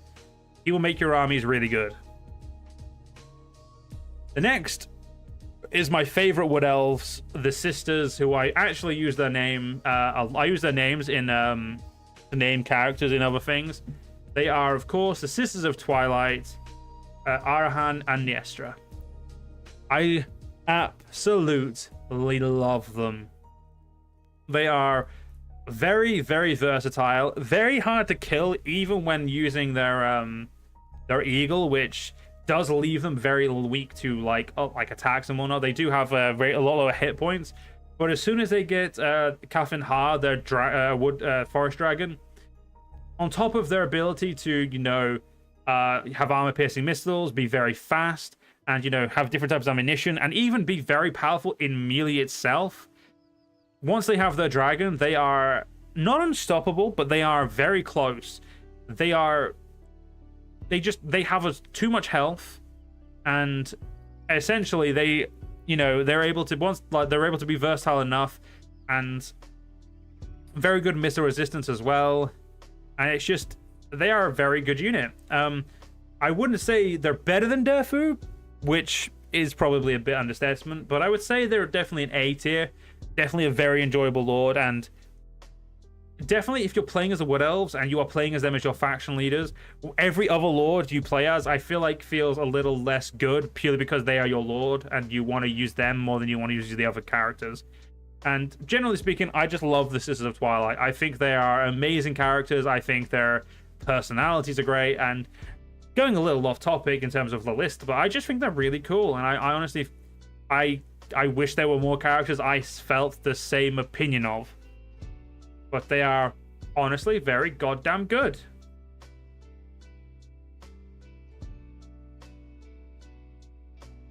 But yeah, let's move on to the last of the one. I have played barely anything at all because I absolutely despise her campaign and find it very unfun to me. That is Drycha, or as everyone would know her, the Wargrave of Woe, and the bitch who glamours her goddamn Wood Elves, and in my opinion, neuters her roster because of it.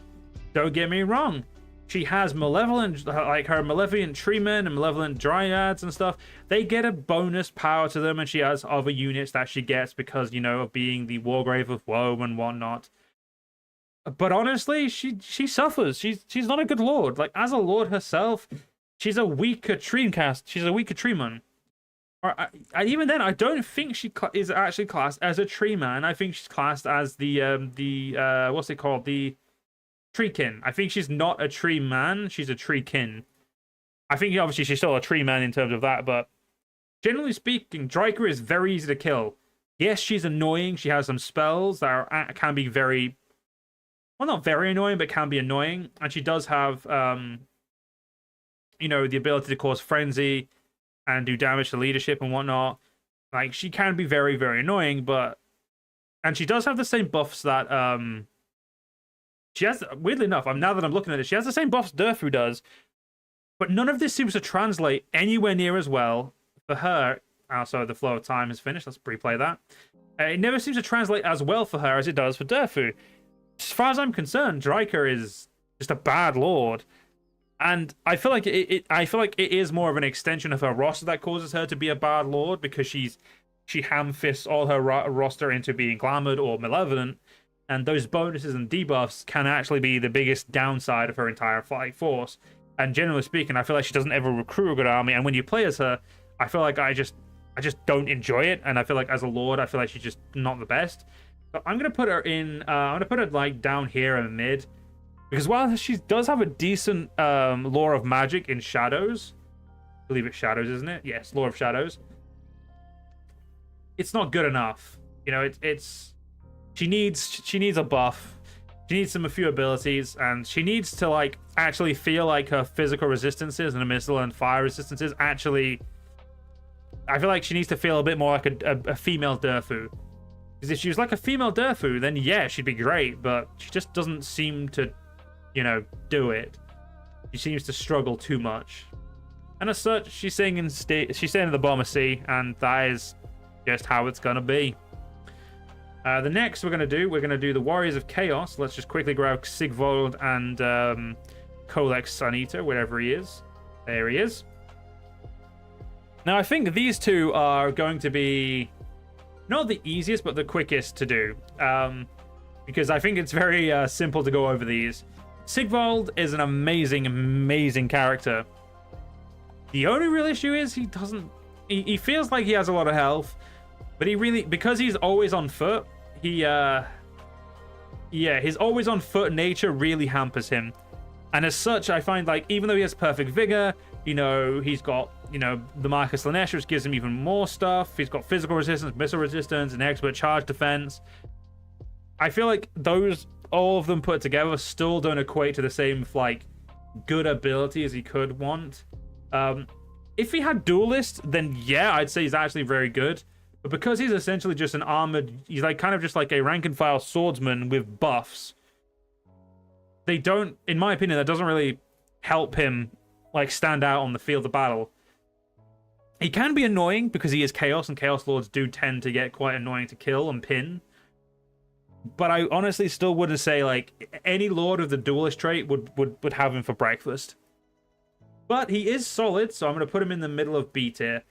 Because again, he is a good Lord. I just think he suffers due to the fact that he doesn't have stuff like Duelist. And he is a kind of a defensive Lord, which feels very... I don't know. It just feels very weird for like a human-esque like Lord. Even though we all agree he's not technically human. He is a demon in a certain... You know, he's not a demon, but he is like... You know, he's not really human anymore. You'd put him lower than B? I honestly wouldn't. Because of the fact that no like normal infantry and normal units do not suffer. They do tend to be not the best at killing him. And he does tend to kind of live through them attempting to kill him. So he has got sustainability. But I just think anytime you fight a Lord, he fumbles. He's not a good enough Lord fighter. But on the opposite side, Kholek is goddamn beautiful. The dude can destroy walls. The dude is very resistant to missiles. He's good. He causes fear and terror in amounts that actually feel good. And he's got scaly skin, which helps him deflect damage. He's armor piercing. He's armored, and goddamn, he's a Dragon Ogre. The dude is just a goddamn big ass Dragon Ogre, and Dragon Ogres are goddamn powerful to begin with.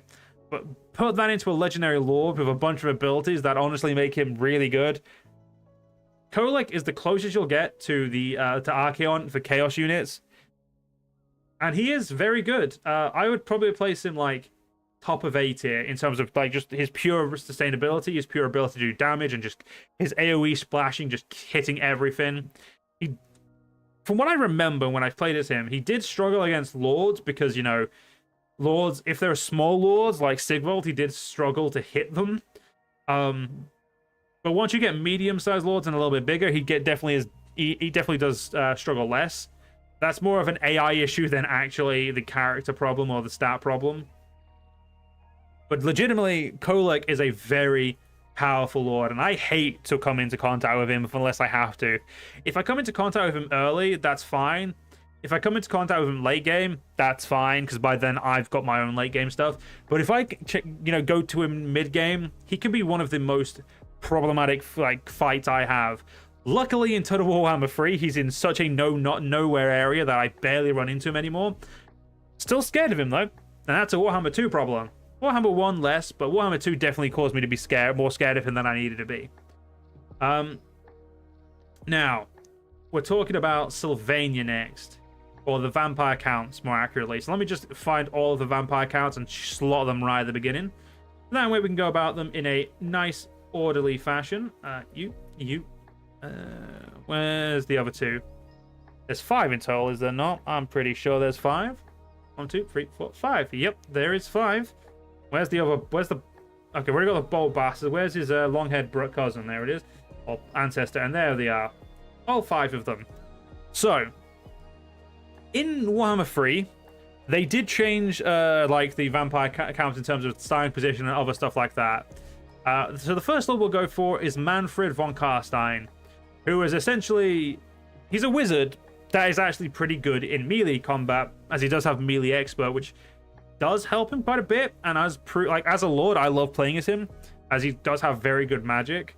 The biggest issue I think I struggle with him is... I don't know, whenever I play as him, I feel like he could be very broken, but he just struggles to be broken. He struggles to get past just being solid. You know, he's got good magic, he's got the vampiric stuff, he's got the Lore of Death, I would like to say.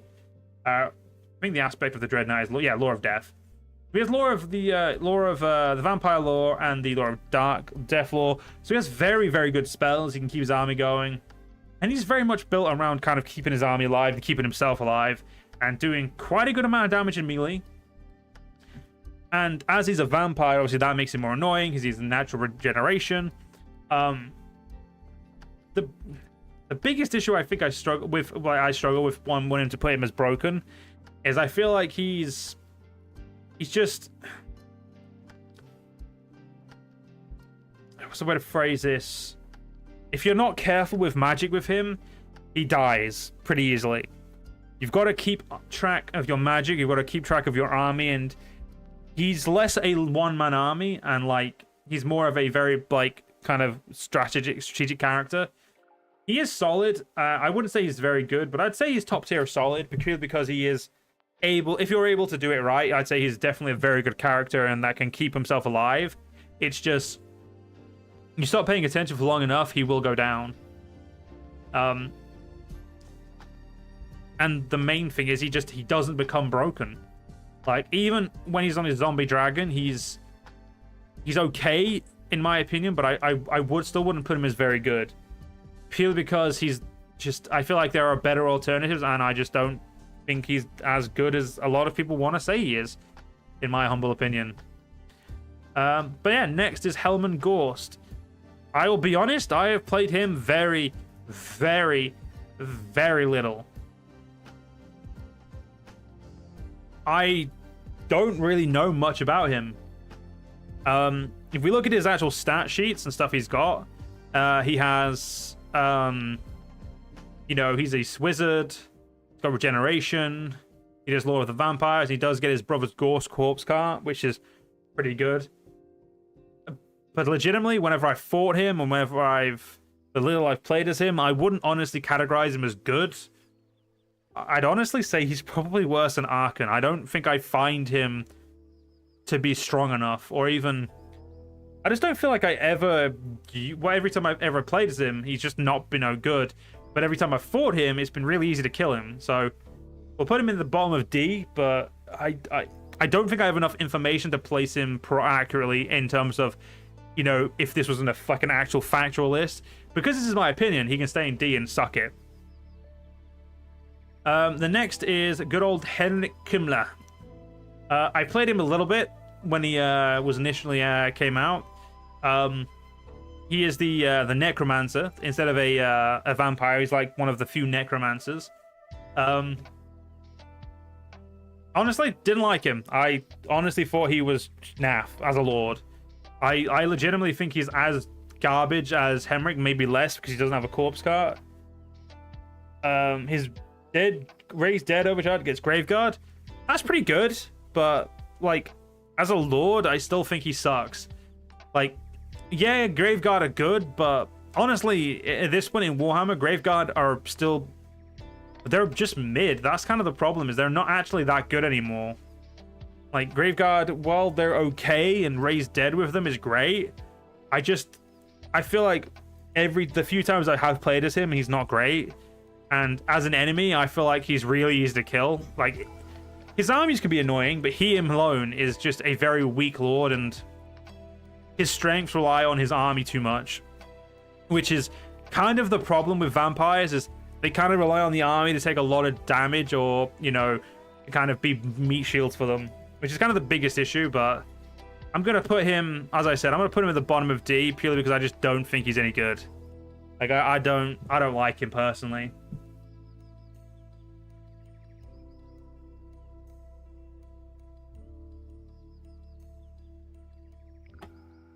Okay, we've got half an hour, see if I can wrap up the rest of these lords. I knew this one was going to be a very long one. Now, the last two lords, I feel like we can do... The last two lords for the vampire cards, I think we could do together. They are both of Sylvania, and that is Vlad and Isabella von Karstein. Vlad is absolutely busted. He is essentially just a walking one-man army. And that is actually his playstyle, which is really weird. And his wife is the wizard of the two. He is a wizard, but honestly, the only spell I ever use on him is to keep himself like at full health. Out of it, I feel like every other spell is unnecessary with how powerful he is. But he is a single one-man army, and his wife is... Honestly, I'd say she's capable of the same if you do it right. But Vlad, once coupled with his items, is absolutely broken. Whereas Isabella I think she's okay on her Hellsteed, but I honestly would use her more as a reserve lord, as a, I'd use her more as an army keeper. And as such, I think Vlad is another S-class easy. And I think Isabel is probably low B, because she's a very good lord. And unlike the lords like Herman and the Kimmler, I have at least played her enough to know her strengths and weaknesses a lot more. Whereas these two, like this guy, I just can't stand it. I think he's generally, even with his buff army abilities, I feel like he isn't a good lord. And this guy, I just don't know enough about him personally. But that is all of the vampire counts done. And I think that so far, I think this list is a very fair list. I think it really does teeter as you'd expect it to, and I think it's a good list personally. Let's drag the Vampire Coast to the front now.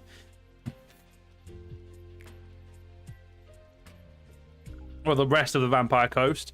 There's only 2 more left that I haven't moved over yet. Where the hell are they? After a while, looking at these pictures, they kind of all just meld into one.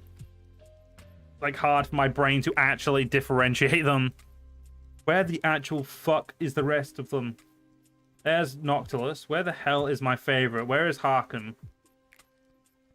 Harkon, my boy. There he is. So, the first thing is Cloistria. I think that's her name, isn't it? Yeah, Cloistria Diaphin. I will be completely honest, I haven't played her. She's one of the few, the very, very minute that I'm going to just add a row below. And we're just going to add not played. Because I feel like there's like 1 or 2 I haven't played, and she is one of them. I've heard she's okay. I've heard she's good. I've heard she's got strengths and weaknesses. And I know that sounds like a very PR way to say, oh, she's got strengths, she's got weaknesses. Generally speaking, I don't find her to have, I don't know what she's got, and I've never played her, so I don't want to rank her. I feel like it's unfair. Like with at least this guy, I've played him an hour or 2 to get the point where I'm like, eh. But yeah, her, I've never actually even started a campaign as her, which feels weird to say. But yeah, she's one of the couple of lords few lords I've not done. But next is Noctilus. I actually really enjoy Noctilus. He has one of the easiest campaigns in the entire game, I'm pretty sure, because he gets to sit in his little graveyard doing what he wants. No one really bothers to go siege him that often. And he can just piss about and do what he wants as a lord, as like a faction. As a character, he's really good. He's like a Lord of Shadows, Lord of Vampire mix.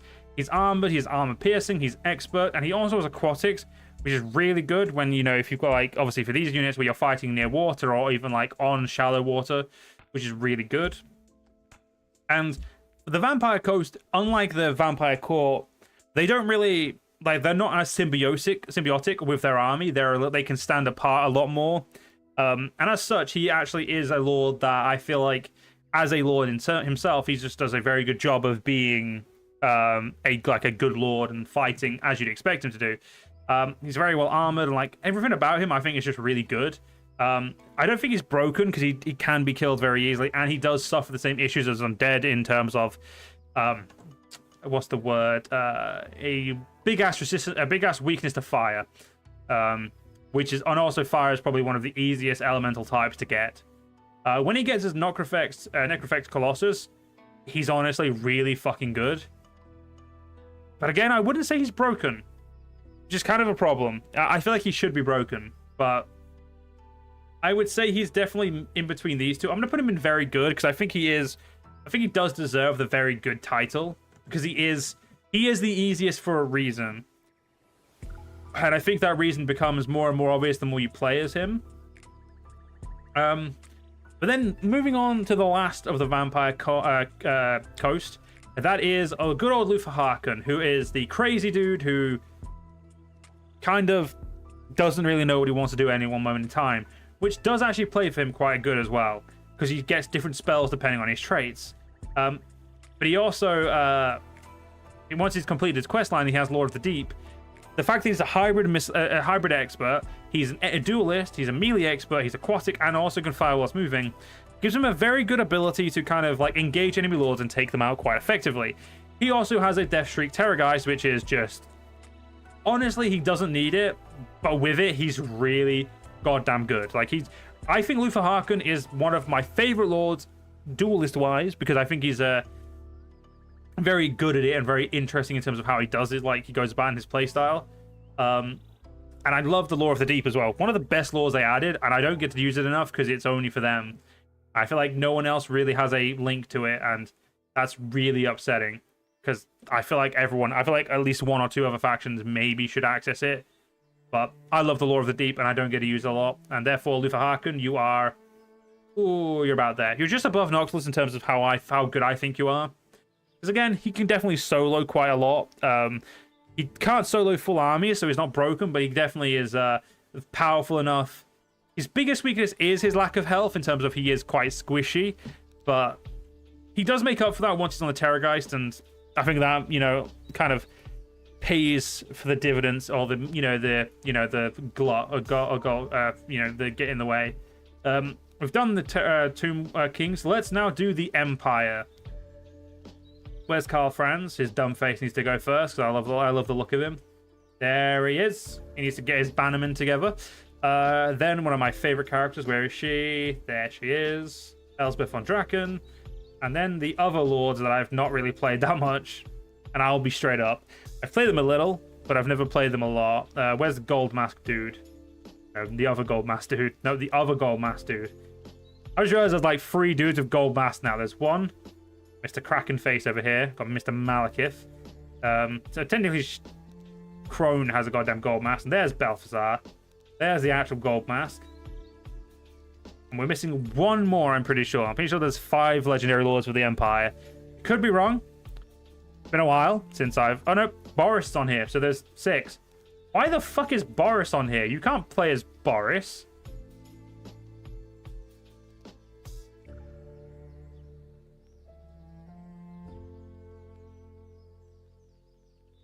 Okay, I'm still missing one. I'm missing, Oh, where the sod are they? I really should have organized this list beforehand, but this was a last-minute idea. There he is. Okay, so Boris, I've never played. And the Hunt Marshal, I looked at the campaign type, and I was like, sod that. Now, the other 4 I have played. Karl, honestly, I don't feel like anyone needs... I feel like Karl is one of the few lords you don't really need to go into detail with too much. But we'll go, like, we'll do it very quick with him. He's armored, he's a duelist, he's armor piercing, he gets a really goddamn good mount in Deathclaw. He's got very good actual equipment that makes him very, very powerful. He's legitimately a very good lord, but he's not broken, which is weird to say. I feel like he suffers quite a lot. So I'm going to put him just above Durfu and the Sisters of Twilight. Because he is very good, and he has got his strengths. But, like, I feel like I've suffered more losses with him in a way that I shouldn't have, or for like his weaknesses are a bit too great. Maybe I don't really know. I know that I've just suffered time with him sometimes when I feel like I shouldn't have.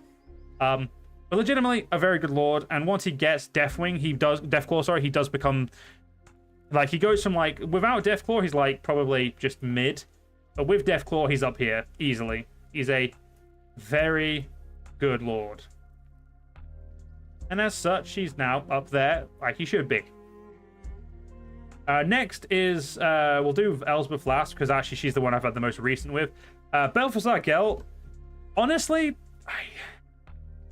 I feel like Balthazar Gelt is meant to be a good lord, and he is meant to be a very strong lord. I personally don't find him that fun, or even ignoring fun, and we're looking at his strengths. The last time I played him was Warhammer 2 and Warhammer 1, so I can't speak to him as much these days. But personally, I don't think he's that good of a lord. I feel like he's got spells that are okay, but he's like, he suffers what most wizards suffer from, but his payoff isn't as great as other wizards. He starts out pretty okay, but very, very weak in terms of like health and like how like sustainable he is.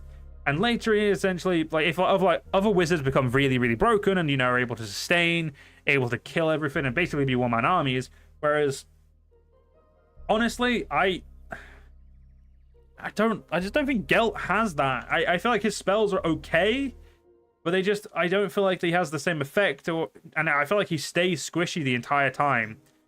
Like, I don't feel like he ever gets, in my opinion,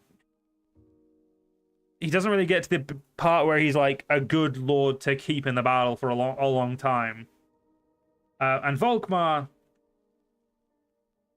I'm gonna put Volkmar, instead of saying I've played him, I'm actually just gonna put him in not played, because I feel like even though I have played him, like the issue with I feel like I've played him so little, especially recently on the newest stuff, that I feel like he doesn't deserve to be like judged. But Elsbeth von Draken. Oh, Elsbeth, you are absolutely gorgeous as a lord. She is probably one of my favorite wizards in the entire game. I feel like she has a lot that other factions kind of, other like wizards could have. The biggest problem she does have, though, is she is extraordinarily weak early on. And into the mid game, she can stay extraordinarily weak depending on how you build her. If you like don't build her as a wizard heavy, like you know, just go full like lord kills, no worries, fella. Have a good day, mate. If you don't build her as like a character that is built around being a wizard and just being pure death, she actually will struggle. But her magics, mixed with the fact that she lowers the cost of all of the extremely powerful spells she's got, like the Fate of Bunya, the Purple Sun, you know, all of these, she lowers the spell cost to such a degree that they're like chump change to her. She can and will solo armies if she needs to. I don't think she's broken, because in melee combat she does suffer, so she has weaknesses, but I think she's better than Kolek, and probably, given the chance, she could easily solo quite a few armies. I think the only real struggle is if she has to get into melee combat and she runs out of magic. But that doesn't happen anywhere near as often as you'd expect it to. But yeah, Elsbeth, definitely A tier. I love Elsbeth. Now we're going to go on to one of my favorite factions that I do not play enough, and honestly, I need to play more often. I just feel like I can never be bothered with them on base game, because on base game, the armies themselves suffer from a lot of issues that I don't like. That's also not a Skaven, Joe. That's a Beastman. Come on, Joe, you can tell the difference. There's another Skaven. There's 6 of them. Now, where the fuck are these little buggers? There's another one of them. That's 5. I'm missing one. There he is. So, first things first, Clan Eshin's good old Deathmaster Snitch. Honestly, this is the guy that got me into wanting to actually play Skaven more. I love the Lord. He is a very, very, very, very, very good character. The more he damages you as well, the more damage he does. Like he is a slow build, but once you get into combat with him, the more he does, the better he does. And it's, you know, alongside his weapons and his actual, like, you know, abilities, is like just being the fact that he's actually a Skaven, so he's very quick and, you know, all the, you know, very fast. He is a very, very good lord. But he does suffer that a lot of Skavens suffer from. He is not the best in terms of sticking to combat. His leadership is quite high, but it's not high enough. It's high for a Skaven is the way I would refer to it. And while I love Snitch, he is only classed as solid. I can't class him higher because as good as he is, he can be very squishy. And if he like comes across a duelist, that duelist is going to murder him. Like it's going to kill him quite quickly, and you need to know when to use him, and that's kind of adds to a skill issue. But legitimately speaking, he's a very good lord, but I wouldn't put him any higher than that. Tretch can go down here. I feel like I just don't know anything about Tretch. I have played him once or twice, but I wouldn't know where to start with him. Fraught the Unclean, I've played very minimally as well. I do like his play style, but he is mostly just there to be an extra. Like he's not there to lead, if you know what I mean. Like he's there to kind of support. And as a lord, support lords can suffer from a lot of problems, as like, you know, if your army that's built around them isn't built the right way, they aren't as good. And as such, he does suffer from these issues. He does have the, obviously, regeneration. He's an anti-large and armor-piercing character. He can be good in melee. It's just he's not... He's a support character, and I feel like as a support character, he's mid. Like, you know, he's still better than like a couple of these guys, but I'd say he's a mid character, and that's about it. I'll then go for good old Lord Skrolk. And if it feels like I'm going over some of these quickly, the reason I'm going over them quickly is because honestly, not all of them require a lot of words to, you know, a lot of attention to explain. Because it's kind of easy to explain, some of them. Now, Lord Skrolk is not a good melee character. He's a very, very good character as spells. He's a very amazing good spellcaster and can be very broken with spells, as he uses his obviously Skaven spells of Plague, which are honestly kind of annoying. I do hate Skaven spells in terms of like receiving end of them. He's not great at fighting in melee, but he is a very good wizard and does have the same ability to kind of like get to the point where he is not broken, but a very, very, very, very good caster, and he can start like not soloing armies, but he can, like, you know, take a hold of them quite well. But I would say he is down here. He's a solid character, but he has, again, I feel like he just isn't as good as he is comparatively to other characters nowadays. In Total War 2, he was great, but now that we're in Total War 3 and he's like kind of, there's been changes and his character's been changed and other characters like grown, and you know the change of everything, he kind of just unfortunately gets to the point of being just okay. We'll do Ikit Claw. Ikit Claw is a great character. He is the like lead engineer, if I remember correctly, or whatever it's called. He's like the big warlock. You know, he likes to do like, you know, magic. He likes to, you know, go and do his you know, all these little tinkering and stuff. And he has, if I'm remembering correctly, he has the most annoying. I think it's the most annoying. Is this the most annoying? Yeah, yes, it is. It's the warlock. It's what the warlocks use. Yes, he has the most annoying spells, and I hate it. It is just, it's bullshit, and I hate them. Ikit Claw is not as great in melee. He can sustain himself. He has okay health. His stats are not bad. He is mostly there for his like magic and his like clan ability, like his actual faction abilities. So he's solid, but I'd say he's better than Skrolk. I just wouldn't put him too high up, personally. Again, this is a personal list. It's not anything like in terms of, oh, I know I'm right, or oh, I know I'm wrong. It's this is kind of how I see it. End of like, you know, no real, you know, like I'm not trying to go in too deep. But last but not least is, of course, Queek Headtaker. I do like Queek. I never actually used to play Queek until Total War 3, but once I started playing Queek, I actually really found him to be great. He is a duelist, anti-infantry, armor-piercing, and armored unit who is honestly quite quick. Again, has good leadership for a Skaven. He hits extraordinarily hard and has much higher armor than you'd expect, and obviously has all the Skaven benefits of, like, you know, scurry away and stuff as well. But once he gets to the point where he is a top tier lord and, you know, you've leveled him up, he is extraordinarily painful to combat. He hits too hard. If he gets to your lord, that lord is more than likely going down unless it's a duelist as well. He is absolutely great at what he does. And as such, he deserves to be the top tier Skaven. Yeah, I'd say he's better than probably quite a few of these lords. I'd say probably about... I'll put him there, because he's honestly very, very strong. He can't solo an army like S-tier characters can, but he is very, very good at what he does, and he can essentially cause routes just by killing enemy lords if he's quick enough, and if he's, you know, fast enough and does his job well enough. And as such, I think he's an absolutely top-tier character. Is he S-tier? No, but he's definitely good A. He's a good egg. You get it? Nope. Bad joke.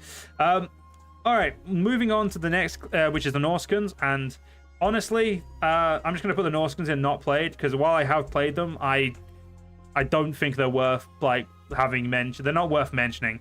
I haven't played them long enough. Every campaign I've done of them, I've honestly been bored to tears.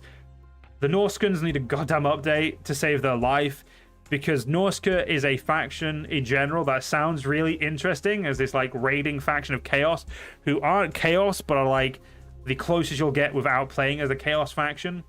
They're really cool, but that's it. They don't have anything recently to make them interesting. And now to the Lizardmen. Let's try and organize all the Lizardmen. I feel like the Lizardmen should be the easiest to like put to the front. Because, you know, they're very different looking, but I'm also really shit at fucking finding people here, so, you know, knowing my luck, it'll take forever to find all 6 of them. Wait, I'm 1 away from having found them all. Where are you, Mazdamundi? Yep. Gluttonous bastard. Where is he? That Slan Priest. I do not remember what his unit card looks like. That does not help.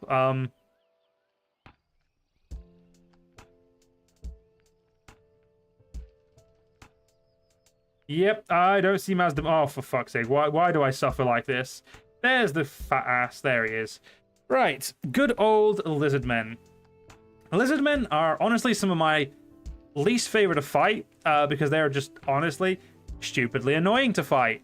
Who would have guessed? The first we'll do is Oxotl, which is the chameleon. Played him a bit. Not extensively. He's interesting. He has a very interesting playstyle. But honestly, he's really easy to kill and he's really weak. Well, he can have a good output. And he does have like a chameleon, which allows him to stalk very well and, you know, get very hard to hit. Once you get him and you attack him, he goes down like a wet fart. He is not strong, and you know, while his army type lingers to a certain degree, like his army type is a certain way, I just don't find him strong in any sense of the word. The next is Nakai the Wanderer. Now this guy, I actually missed him. There's 7. Wow, there is 7 Lizardmen. And Nakai, though, Nakai is a very good character. For a Nomad character, which obviously, you know, is in, like, you know, not always... I don't really like Nomad armies that much, other than, like, you know, Chaos now. He's a very heavy-hitting guy. Obviously, along with his, the typical stuff you get from being a Lizardman, he is also a Kroxigor, which really buffs up his tankiness, his leadership, his speed, his, like, every aspect of him becomes really, really, you know, amped up because he's a Kroxigor. And he's a named Lord Kroxigor, which gives him even more power. Nakai can legitimately start his solo armies pretty well. The problem he does suffer from is he can be overrun, and because he's a bigger model, you can pin him down quite well with arrow fire. He's not as resistant to arrow fire as I would like him to be. He could be more resistant, but he is definitely what you would say a A-tier character. He hits like a freight train. I wish his campaign was a little bit more interesting, but he is a great character. Next is the certified absolute Chad, that is Gorok. Now, while Gorok himself is... Honestly, I'm not even going to waste my time. He is an A-tier character. The problem with ranking Gorok as anything higher is, while he's amazing at what he does... Actually, no, he's not an A-tier. He's a top of B-tier. He's like Sigvald. That's the point I was getting. He's like Sigvald. He doesn't have Duelist. If he had Duelist, he'd be stupidly broken. But he doesn't. And as such, he relies too much on Lord Kroak to do the work and do the killing, while he is a sustaining lord and a very good tank. As such, while I like him,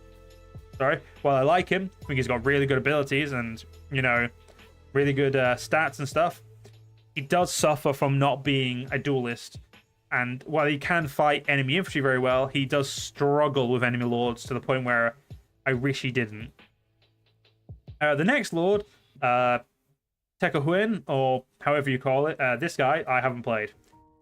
I don't know why I've not played him, but I just know I haven't ever clicked on them. The next guy is... I've played him once, so I'm just going to put him there as well. He's, again, the not played is looking a lot bigger than I would expect it to have looked, because I feel like, even though I've definitely played a few of these, I just haven't played them enough to get an opinion anymore, in my opinion. But the last two are going to be very easy. Kroq-Gar and Lord Mazdamundi. We'll do Kroq-Gar first, as he was my first Lizardman campaign I played on Warhammer 2. He is a anti-large, armor-piercing, armored spearman, which, to me, spear lords can be very hit and miss, as spears are okay, but they're not as good as bladed. Like a two-handed lord or a sword and shield lord can, in my opinion, be better than a spear lord.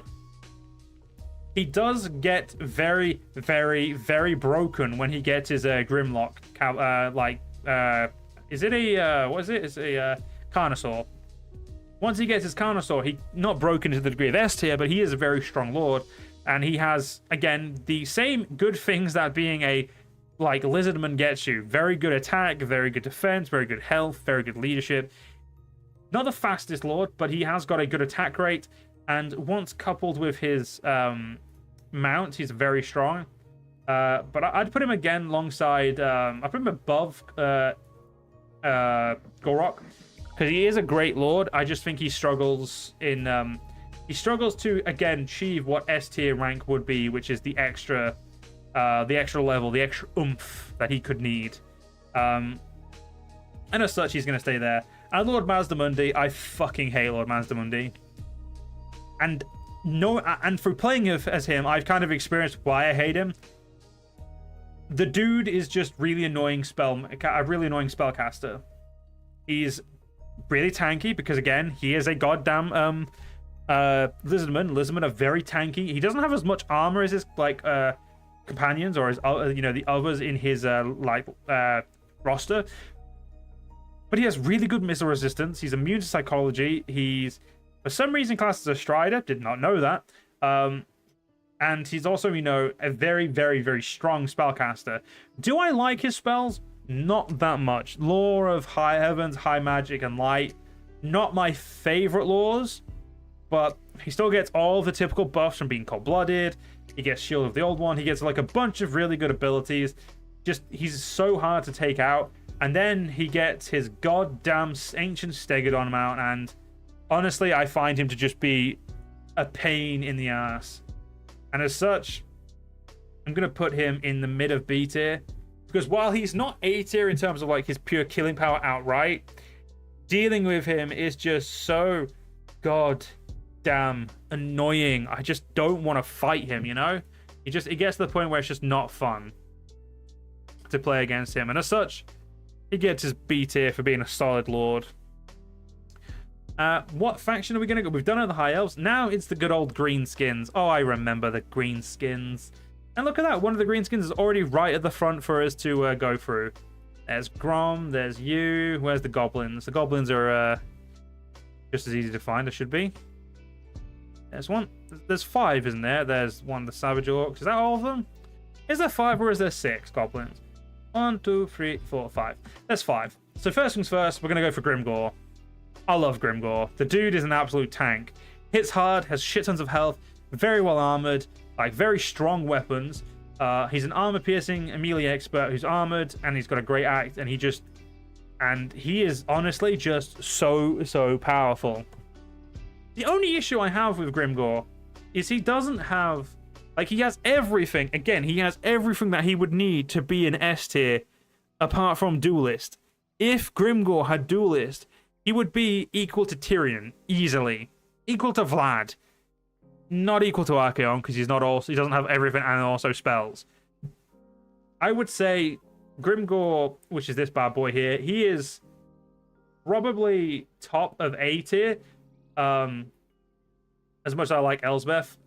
Because the dude is a walking tank. And I don't just mean tank as in he takes damage. I mean tank as in he is stupidly destructive as well. He will carve through enemy units, destroy your high tier units like they are paper, take relatively less damage than you'd expect him to do, because the dude just does not take damage really well. And he will just do so much damage before you've started to pin him and really do much against him. And it's honestly really fucking annoying to fight. But as a Lord to play, he's really powerful. He just unfortunately does not have as much as you'd want him to, you know? There are more he could do, and as such, he is only A tier. But the next one down, Azag the Slaughterer, kind of is a step back in my opinion. He gets Skull Muncher, which is the big I think it's a wyvern, isn't it? Skull Muncher a wyvern, or yeah, he's a wyvern. I thought so. He gets a wyvern. He does have the ability to cast spells instead of a big ass axe. That does help, and he has the Law of Death, which is okay. I mean, I do like the Law of Death. It is a strong law, you know, as we discussed with Elsbeth. The difference is Elsbeth can use it a fuck ton better than anyone else can, and when you compare Azag, if you compare Azag to Elsbeth in this instance, because they are very similar, Azag is a lot tankier than Elsbeth, but he gets a wyvern, not a big-ass dragon, and she gets specifically an amethyst dragon, if I'm remembering correctly, and remembering the campaign, and because obviously she's newer, she seems to just be a little bit more broken. As well as Azag, in my opinion, he seems to do well in the campaign map, but in battle, like, I always just be worried about him, but as soon as I fight him, I'm not as concerned about him. Like, his unique weapons really are good. His unique items are good. It's just, realistically, I don't ever think I've ever had a problem with him, and I don't think I've ever felt stupidly powerful with him. But I'd say he's solid. I would say he's a good Lord. I'd say he doesn't need a buff, doesn't really need a debuff. He's kind of where you'd expect him to be, but I'd like him to be stronger. That's kind of like my opinion of it.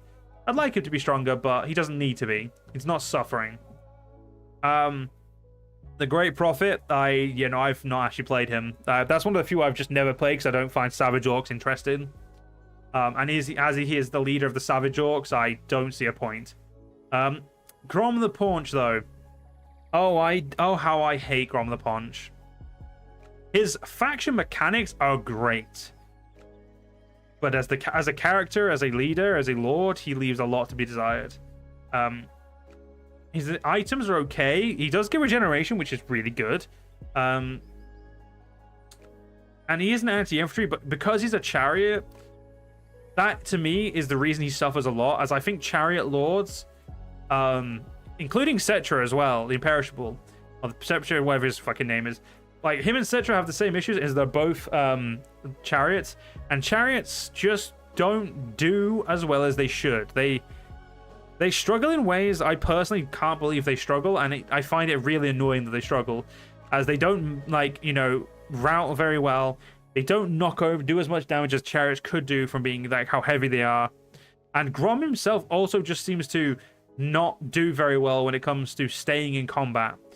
He doesn't have as much health as you'd expect. He has about 5,000 health, which isn't great. But coupled with his regeneration, as long as he's not hit by fire, you'd think he'd be better. But honestly, he's mid. I feel like he definitely requires a little bit of a extra, you know, I think he relies too heavily on his army as a lord, in terms of, like, great overly powered rankings. But he's okay. Like, he's not the worst lord I've ever seen. He's just not great. And then Skarsnik. I played Skarsnik a few times. He's interesting, but I'm gonna throw him in the haven't played, simply because, while I have played most of these, I've only played them once or twice, to the degree of I feel like I probably shouldn't rank them, because I feel like I don't have enough evidence or any real, you know, information on them to give them a ranking that would make sense. The next is the Dawi, a faction I played a lot of back in the day, back in Warhammer 2 and Warhammer 1. That are Chaos Dawi. I don't want you. I say the dudes with the beard should be easy to find, but I do seem to struggle. There we go. I think that's all 5 of them. So first things first is good old Belegar Ironhammer. I do like Belegar. He's a very strong lord, has a very good amount of health, very good leadership, very good attacks, very resistant to fighting. Is a melee expert, as you'd expect. A lot of the good or better lords do seem to be. His charge against, defense against all, his armor and shielded, and as you've probably figured out in this list, Skarsnik is strong, but but he's squishy. Yeah, he is. Because I haven't played Skarsnik though, I feel like he's just safer to put him there. I haven't played him enough. Like I've played him once or twice. I feel like it's not fair to rank him too highly at that. But Be'lakor, he suffers from the same issues like Kroq-Gar, Sigvald and stuff like that. He's a great unit, but he's very slow in terms of walking. He's like slow for a dwarf as well. I don't think he actually has that like trait, but he does feel very slow. And he's very good in like sustaining himself in combat, but he doesn't really have anything that can like kill lords very effectively. He's got a good damage output, but I just feel like he struggles to kill lords and struggles to kind of, you know, do more than just kind of hold infantry in place. And as such, I'm gonna put him like, you know, above these guys because he is a solid lord. I just don't think he's got enough for him. And I think it's easy to say Thorgrim has the same problem. A bit different because he does have a lot more health. But he is a armored melee expert, and again, I feel like dwarves have the most solid infantry like lords, but like they're again never very. I wouldn't ever say any of them are stupidly great. Like honestly, I'd say he's probably mid solid because he feels very slow. He does have good health, and he can kill enemy infantry quite well, or enemy like units quite well. I just feel like as soon as an enemy lord rocks up, he does struggle quite a lot. And being slow, he seems to suffer even more. And I don't think I've ever had a great time with him in, you know, every aspect, if you know what I mean. Like, I feel like he's a very solid character, but there are things that are lacking. Wait, I feel like am I missing a dwarf? Yeah, there's another dwarf. I knew I was missing at least one dwarf there. There are a lot of dwarves now, aren't they? The white dwarf, Grombrindal, I think that's his name. I could be wrong. Yeah, Grombrindal, the white dwarf. I've played him a few times. He's unbreakable. He's very, very powerful. Again, melee expert, armor piercing, armored. You know, the typical, you know, what I would consider the go-to good traits for a lord who is a sustainable lord. You know, he's got good health, great leadership. Oh, so he's unbreakable. Great attacks, hits like a truck, great armor. He does. Every time I've played him, I've had a little bit more success against enemy lords, but never to the point where I'd be like, "Oh yeah, this guy's a lord killer." I would say he's probably the only dwarf is A tier, but I wouldn't say he's low. He's like just low, like bottom of A tier, top of B tier. You know, he definitely is very good, but he's definitely very much also not as good as he could be. But he is actually, I do find him very, I think, you know, his spell resistance and missile resistance does help quite a lot. I just think he could be better. And then the last two is Ungrim Iron Fist, and there's 3 left. What the hell? Wait, what? Oh, yeah, there's 3. This guy, for some reason, isn't in this list, so I'll do him in a minute. So Ungrim Iron Fist is the Slayer King. Yeah, he's really good. I do like Slayer, you know.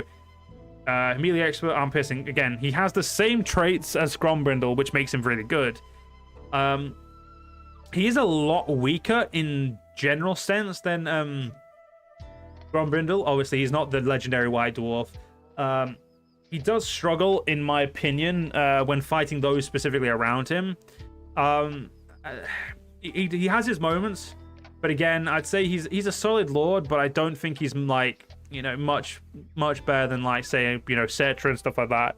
I think he has his niche in terms of, like, he's a solid lord, but he has what he's good at, but he's not really able to break out of what he's good at for the most part. This guy, the Rune Lord, I'm pretty sure his name is, yeah, Thorek Ironbrow.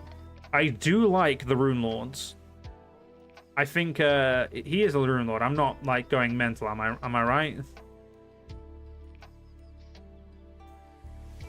Yeah, he gets he's a Rune Lord, yeah. he is a support character, and his rune magic is very good. Like, runing magic is actually really good in my opinion. I love runing magic.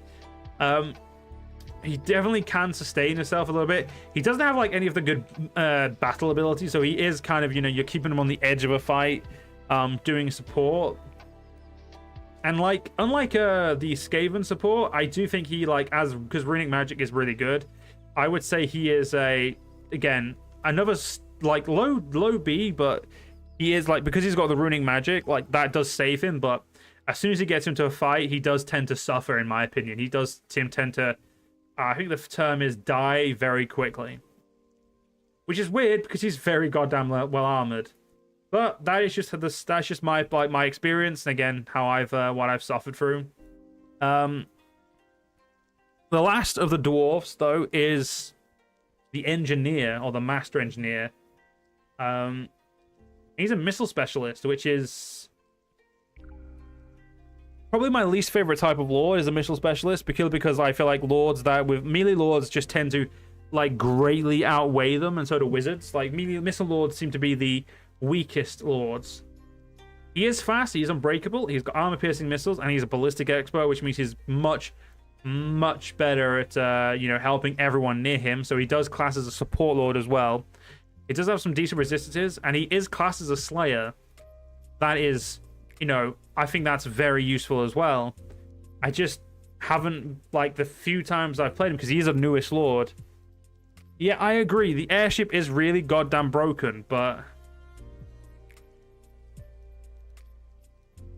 isn't the airship just an item, like something he calls in? He doesn't have the airship at all times. It's not his mount.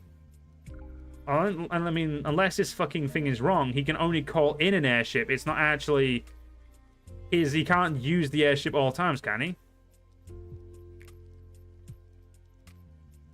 You know, he doesn't have the airship at all times. He just summons it. As much as I like the airship, it's not enough for him. As far as I'm concerned, he is, again, I'm going to put him in the bottom of a B tier, but I wouldn't say he's any better than B tier, personally. And that is all the dwarves. Again, I'm starting to get through this pretty quickly now, which is good. Because I didn't think this would take as long as it is. Let's quickly slot all of the dark elves to the front, if I can remember which ones are dark elves. I shouldn't have a problem, really. Dark elves are one of my most played factions. There's only 5 of them, isn't it? I don't think there's 6, is there? 1, 2, 3, 4, 5, 6. No, there is 6. I'm missing. Oh, I'm missing my fucking favorite Malus Darkblade. There he is. So first things first, Rakaf. I have played him. I haven't played him enough. I don't want to judge him without having played him more. But straight on to Malekith. Malekith is stupidly good. Malekith is a spellcasting melee expert whose spells are good, has a goddamn dragon, like when he gets there, like he has a good old black dragon, which is really powerful in itself, like a, you know, dragon is. I'm helping you pick your next campaign to watch. Good, I'm glad. And I love Malekith. I think he's great, obviously buffed with murderous prowess. The fact that he is just essentially a walking armor is great for his army. He has a really good shield percentage. Decent health, surprisingly, for like a elf. I just think the only issue is he's not like he isn't like, you'd expect him to be the like Paramore or the opposite, or the like dark elf version of Tyrion, a one-man army killing machine. But he's not. Malekith is great, but he's not that. He is an A tier character, very much so, but like the other characters in A tier, while he's very, very good, and honestly, I'd put him above Karl Franz. And I'm going to change Karl Franz below the sisters. I think the sisters are definitely better. But as much as I like Malekith, he suffers. Like, he hasn't got some of the skills or some of the abilities he could need to push him over to an army killing monster. His dragon is good, but it doesn't give him that extra power he needs, which is unfortunate because I do like him. Then on to his mother, who needs to seriously dress a little bit better.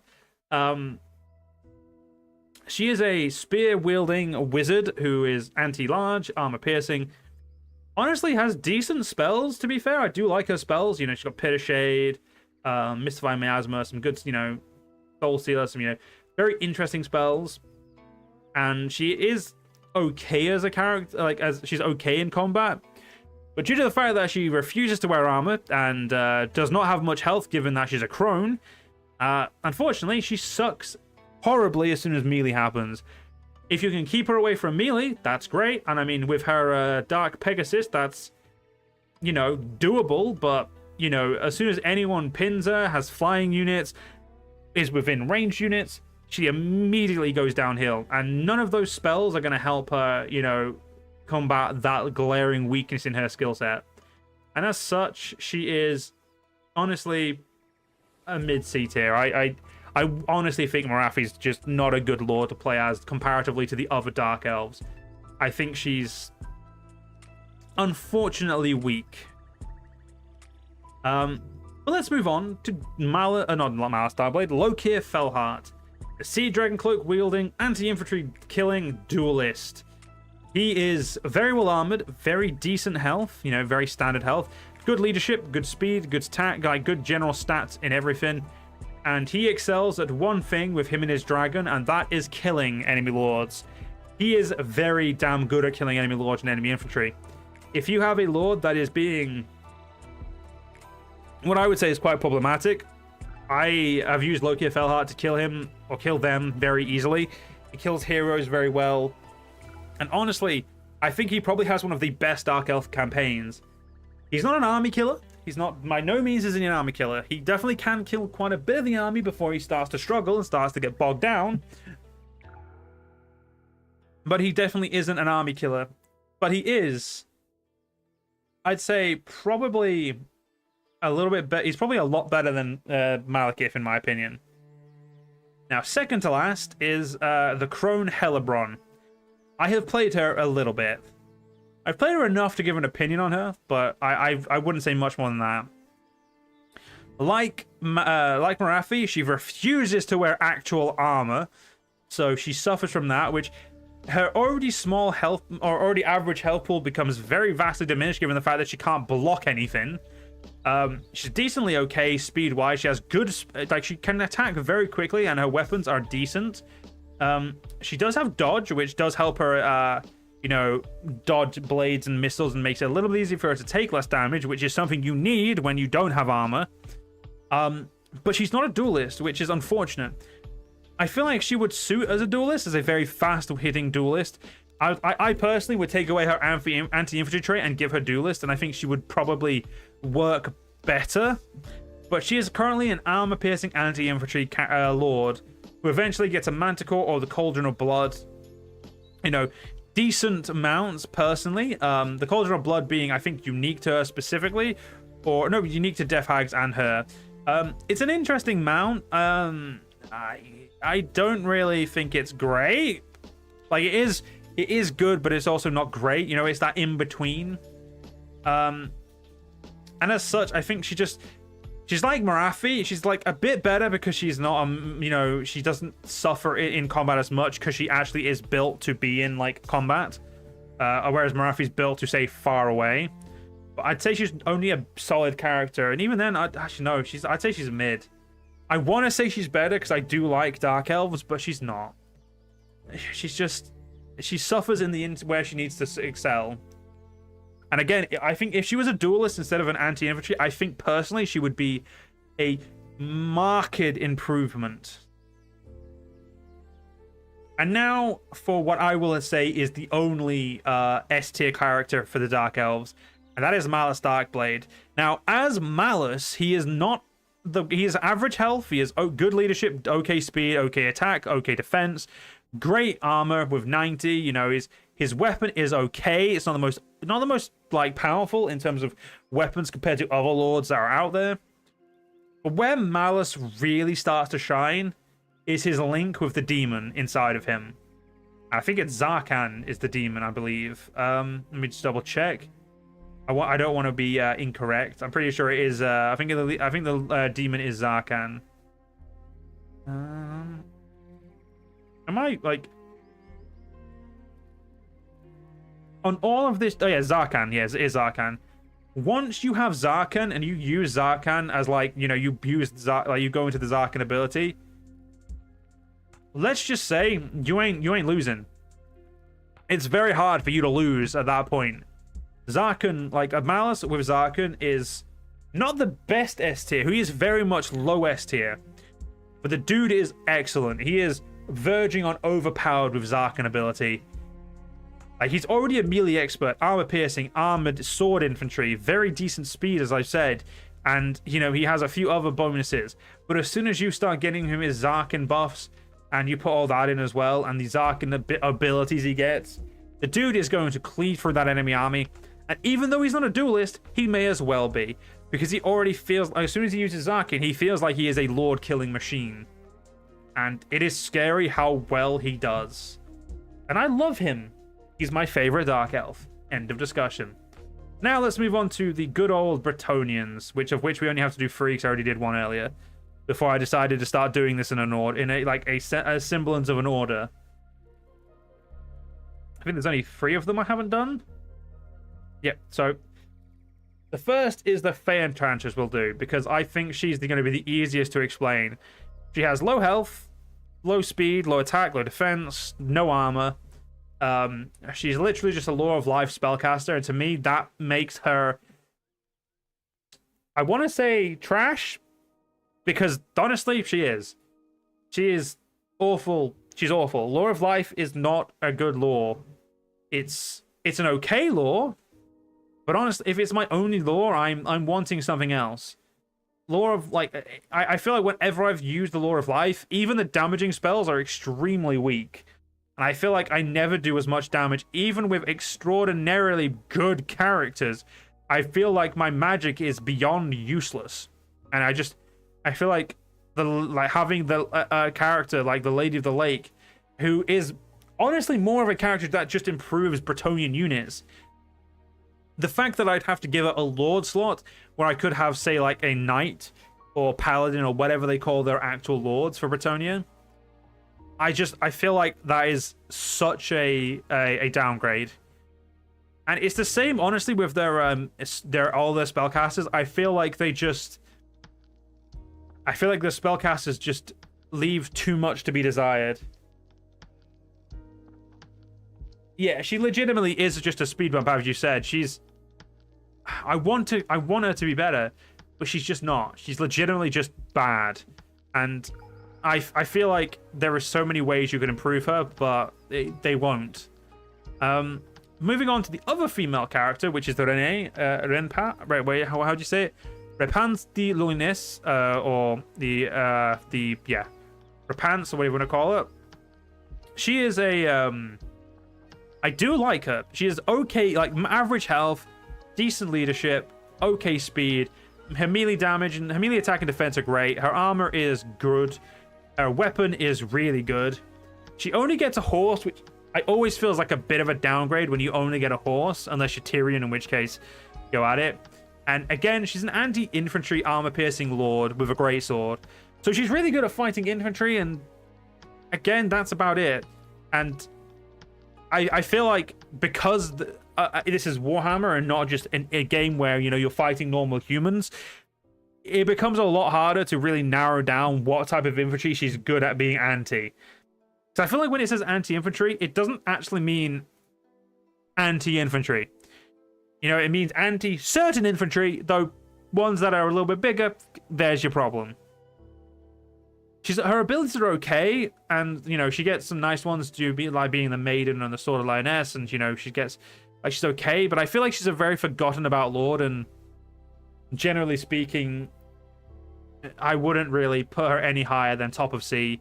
And the only reason I say she's top of C, because she can actually do decent in combat. She just doesn't typically do decent in combat. She's just okay. I just feel being mean. I feel like I'd be mean if I put her any lower. And now for Luon Leoncoeur, the single best lord in all of Bretonnia, which really is not hard. I mean, don't get me wrong, Albrecht's up here, but Luon is just marginally better. He has good stats on all across the board, an okay shield, He is a melee expert, which means that he's good against anything in melee range. And he does have Beakris, which is the Griffin, or the Hippogriff. Sorry, we had a Griffin. Interesting, but no, he does have his unique Hippogriff, which does elevate him quite a bit, and he does, he is able to do a lot of damage to infantry and units alike. Struggles again. He struggles against lords. Like a lot of lords, they seem to struggle against one another, and then there's like a couple of duelists who just batter them. But Luon is probably just better than his spear wielding counterpart in Alberich. But honestly, I feel like Bretonnian is just it's kind of unfair to talk about Bretonnia because I don't think anyone has actually ever, I don't think anyone looks at Bretonnia and says, "Oh, I've got to play a Bretonnia campaign." I think they look at Bretonnia and go, "Forgot you were in the game." So honestly, yeah, I forget they're in the game, and I like Bretonnia, so it is a weird one.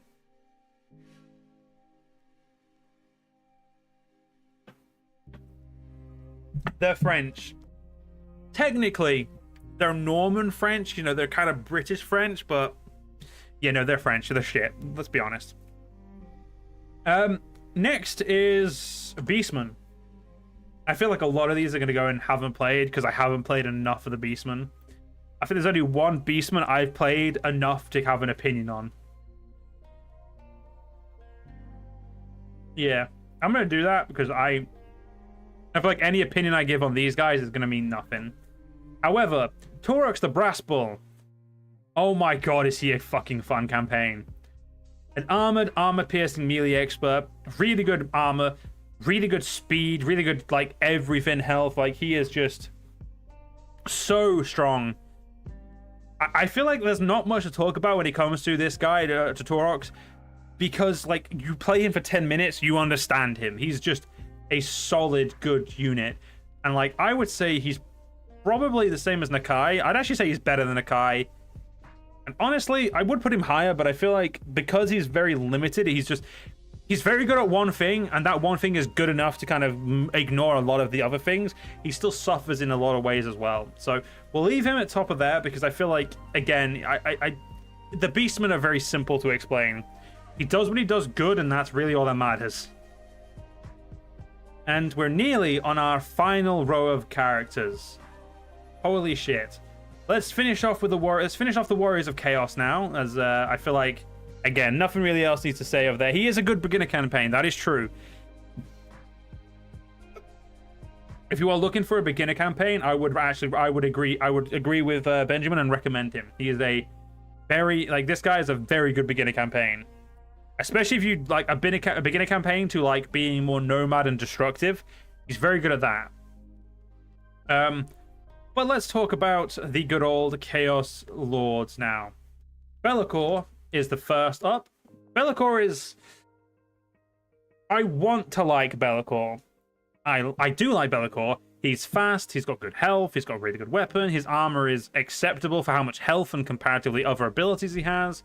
He's a spellcaster, he flies, he causes terror, he's armor piercing, he has all of the aspects of a really good character. He's got Lore of Shadows.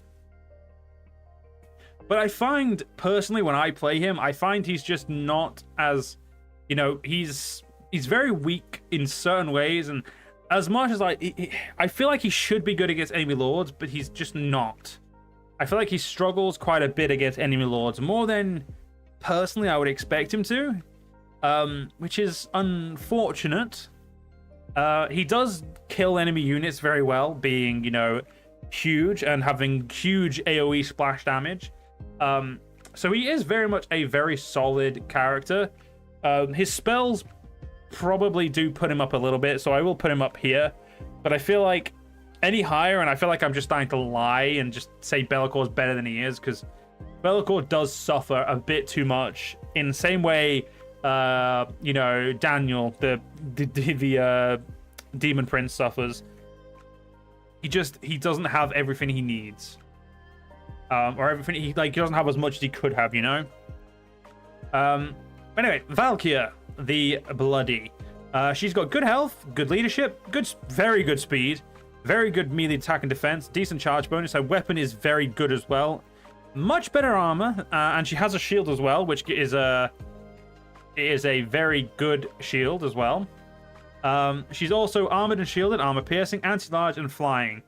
So she very much is good at killing like bigger equipped by bigger entities and, you know, giants and stuff like that. She's very good at killing like cavalry and stuff.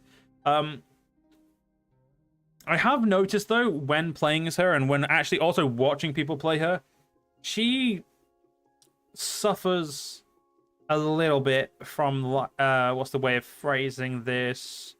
She's a very long ramp. Like, she takes way too long to get going. Typically speaking, you pretty much, like, to make Valkyria a lord that is worthwhile, she needs her spear Sleipnir, she needs her scarlet armor, and she needs her daemon shield. Without all three of those, she's lacking in too many ways, in my opinion. She starts to... Well, she doesn't start to. She just doesn't get going enough. And she's very, very susceptible to getting her ass kicked in combat. As such, I want to put her higher than solid, but I can't. Like, I feel like even at her top, she's, like, okay. But I'd say she's like Manfred. She takes a little bit too long to get going, even though Manfred obviously has different things. But, yeah, I'm going to say she goes there. And now time for the only one of the Lords of Chaos I've never played. Slaanesh, Azrael. Don't like Slaanesh. Don't play Slaanesh. Slaanesh can go in the bin. End of discussion. Festus the Leech Lord. Near enough the same comment, though, about Nurgle. I don't really play Nurgle, but I have played Festus enough. He is okay. I feel like his Lore of Nurgle's great. He does do some good magic damage, but he's got good health pool, and that's really it. Like, he has no armor, so he gets killed very easily by ranged weapons. Festus just has too many negatives for his magic. He, you know, his magic doesn't, and his like items and that don't really combat how kind of meh he is as a character. So unfortunately, I am going to put Festus in a C tier. I'm probably going to put him quite low because I just don't think he's a good character. And the last warrior of chaos is Village, the Curseling. I do like Village. I love Tzeentch. I think Tzeentch is extremely powerful. I think as a character, he has good health. He has a barrier, which is always an absolutely necessary, like obviously great thing. His speed is meh, but his melee attack and defense and charge bonus do add up. His weapon's really powerful and magic. His armor's great. But on top of that, he's a spellcaster with access to what I personally say is the most broken lore of magic in the game, the lore of Tzeentch. He also is armored on top of the fact that he has a barrier. So when you combine his ability to, even though he has no extra abilities that say he's good in melee combat, he is a melee combatant who can also do some of the most damaging spells, and he has a goddamn barrier, which makes him really goddamn hard to hurt. The dude is one of the most broken lords in the game, in my opinion. And I personally would put him in a... I'd probably put him just above Be'lakor, because I think he's a very fun campaign. I do think he also gets extremely... Like, it probably gets a lot more praise purely because of where he is as well. Because he goes against... Cafe, and I love Cafe to bits, but early game they are shit. So Village does get a lot of bonuses there, but simply having the lore of Tzeentch is one of the best ways to make yourself one of the most broken fucking lords in the game. And that's just unfortunately a fact. And I hate it. But that is my opinion as well. That's my opinion as well. But next is on to the Tzeentch factions. One is good old Changeling, and the other is Kairos Fateweaver. The Changeling, I feel like I probably don't even need to look at his stats, because the Changeling, while he has an okay health, okay barrier, he has okay abilities as himself, you shapeshift him, so you don't typically play as him. So not only does he have the lore of Tzeentch, you can change into some of the most broken characters and retain a lot of their abilities, making them really... He just becomes whatever he wants. Like, he's... As long as you have the actual access to the shapeshift, you are able to pretty much get the majority of their stats.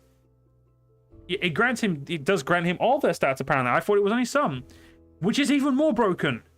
You can turn into goddamn Vlad and just walk around being Vlad.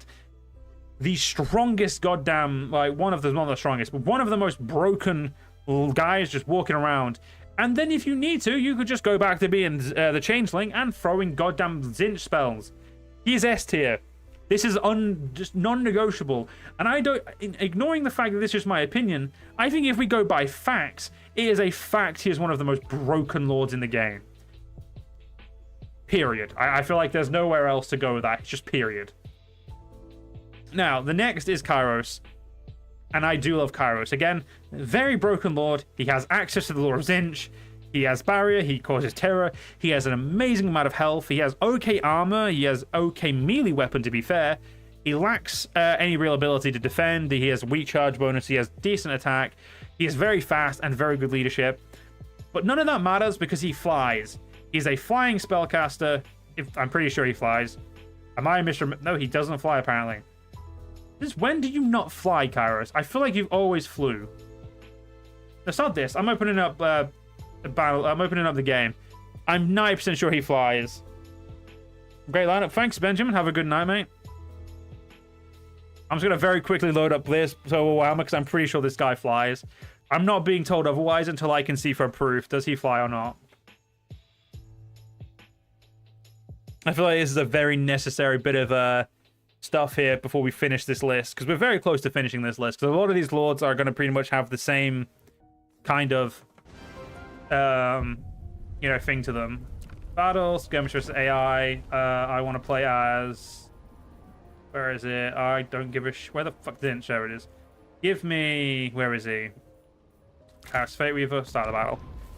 Obviously I have no interest in actually playing this battle. I just want to see if Kairos does indeed fly or not. If Kairos doesn't fly, I'm not gonna lie, I'm gonna be very upset, because I thought he flew.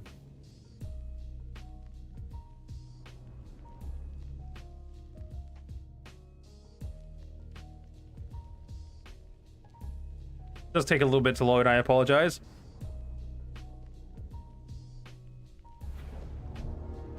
Yeah, the fucker does fly. I knew he flew. Thank you. Right, vindicated. The dude is a bottom A tier. Top A tier, simply because he is way more powerful than he needs to be. I'm gonna put him like there, like coupled with the fact again he has the lore of Tzeentch. He has, he has his own spells from different laws of magic as well. Like, oh, the dude is just. You can customize him in such a way that he's just... Oh, I love him. He's such a good character. Just great character. We've already done Elsbeth. Nakari. Not played because he sucks. The Ogre Kingdoms. This is unfortunate, but I haven't actually played the Ogres either. For the sole reason of I don't find the Ogres interesting as characters. Okay, time to look at Nurgle. These ones shouldn't be hard to find. Now, again, we're looking at these as lords. We're not looking at these as like campaigns, because if I looked at them as campaigns, I'd have to do a lot more research. But Kugarth the First is a 15,000 point lord, great leadership, shit speed, decent melee attack and defense, to be honest, a good weapon, and he has ranged weapons as well. And this is why I think Kugarth is one of the better lords of Nurgle. He has ranged weapons that are honestly absolutely bullshit. He has 400 range. It's like he's a walking, or in this case, I think he floats. He's a floating siege weapon. Though I don't think he actually shoots siege weapons. You get my point. He's also a daemon, which gives him physical resistance and whatnot. Immune to terror and all that other stuff. You're welcome, Centonja. And honestly, Kugarth is like, the fact that he's a spellcaster causes terror. He has armor-piercing attacks as well, on top of, like, his magical ranged weapon and his magical melee weapon. And the lore of Nurgle, being an actual decent lore of magic, I hate to admit, because I don't like Nurgle that much, Kugarth is a A-tier lord, if played right. If we were talking about his faction, I don't think that Nurgle is a good faction playstyle. I think they're a very weak playstyle, very easy to beat for that reason. But that is what it is. Now moving on to the Maggot Lord, because I can never remember how to say his name. He has decent health. He has good leadership stats. He has honestly great stats across the board. Good armor. His armor is okay. Great attack. Sorry, his armor is okay. He has an ogre charge, which is I never even knew that was a thing. When attacking brace charge defenders, you know, he's half his charge, so that's great to begin with. But again, he's a damage dealing, anti-large, anti-armor piercing melee character who also gets one of the gigantic new creatures that they introduced, which is the Booble Boss, which is honestly, it's a really good mount. Like it really does add the extra like damage and size to the character as well. So not only does he hit really hard because of that, he gets this extra ability and like extra mount, and just he is I honestly say he's probably solid B tier. I can't say he's A tier. This guy I've never played because honestly I didn't even realize that. I forgot that DLC came out. And we're very close now to being done. Who knew we would nearly be done? But the next is the Kislevites. So we've got Satrina, Boris, this dickhead, and that girl. 4 characters correct. I'm going to put these quickly in order. Scarbrand would be after him. Oh, that's a new 6.0. Then it would be Cafe. So it's you. Cafe one's up here. 3 Chaos Dwarf. Wait, there's only 2 Chaos Dwarfs there. Oh, there's the other Chaos Dwarf. 3 Chaos Dwarfs, and then I don't know why these guys are here. I'm pretty sure that's the Red Barrel. I'm going to put those there because I don't think you can play as those. So, Kislev. Mother Stankia, I have played quite a bit. She has good health, but I think she honestly suffers in every other way. She has a good melee weapon, she has a good ranged attack, but her armor and, you know, the fact that she's a Lore of the Hag spellcasting, which I'll be honest, I was never the greatest at using Lore of the Hag. I felt like they were, I don't know, I just don't think I ever vibed with them enough, and also I just realized I forgot to put the music on goddamn loop again. But as I never really vibed with her, I feel like I'm giving her an unfair like rating here, but I honestly think she's a very kind of mid-niche lord. I don't think she's that great. And same with the Patriarch. He suffers, in my opinion, the same issues. Different reasons, but the same type of issues, as I don't think he's that great in combat or as a lord. Like he has above average health, his leadership's great, but his stats, in my opinion, very lacking. And the fact that, you know, he does have flaming attacks, which is great. He has frenzy, which is really good. But his armor piercing and his battle prayers are great as well. I just don't feel like, I don't know, I just don't feel like I personally ever found him to be that great in combat. So I'm going to leave him as a C tier mid because I just don't think I've ever had better use for him personally. The last 2 are going to be pretty easy to rank because they're Zarina Catherine and good old Boris Ursus. I'm going to put Boris Ursus and haven't played because even though I've played him, I've not played him enough because I actually never bothered unlocking him until recently. And yeah, unlocking him recently was the only reason I ever got him. And I played him a bit, but never enough. And Zarina Catherine is a very, very low health, decent mage with a good melee weapon. Unfortunately, again, no armor. But she suffers because she's primarily meant to be used as a spellcaster. She looks like she'd be great in melee, but she can hold her own. But when anything says decent melee combatant, what it really means is this unit's actually shit in melee. We just don't want to say it. And as such, I think, again, like the rest, I think I'm just going to put her with the rest because I don't think she's a great lord. I want to like her, but Ice Magic just never feels like it's any good. Like, I feel like it could be good, it just isn't, you know what I mean? Like, it suffers in that regard, and I feel like that's kind of, well, it's just shit, you know? It could be better, it just isn't.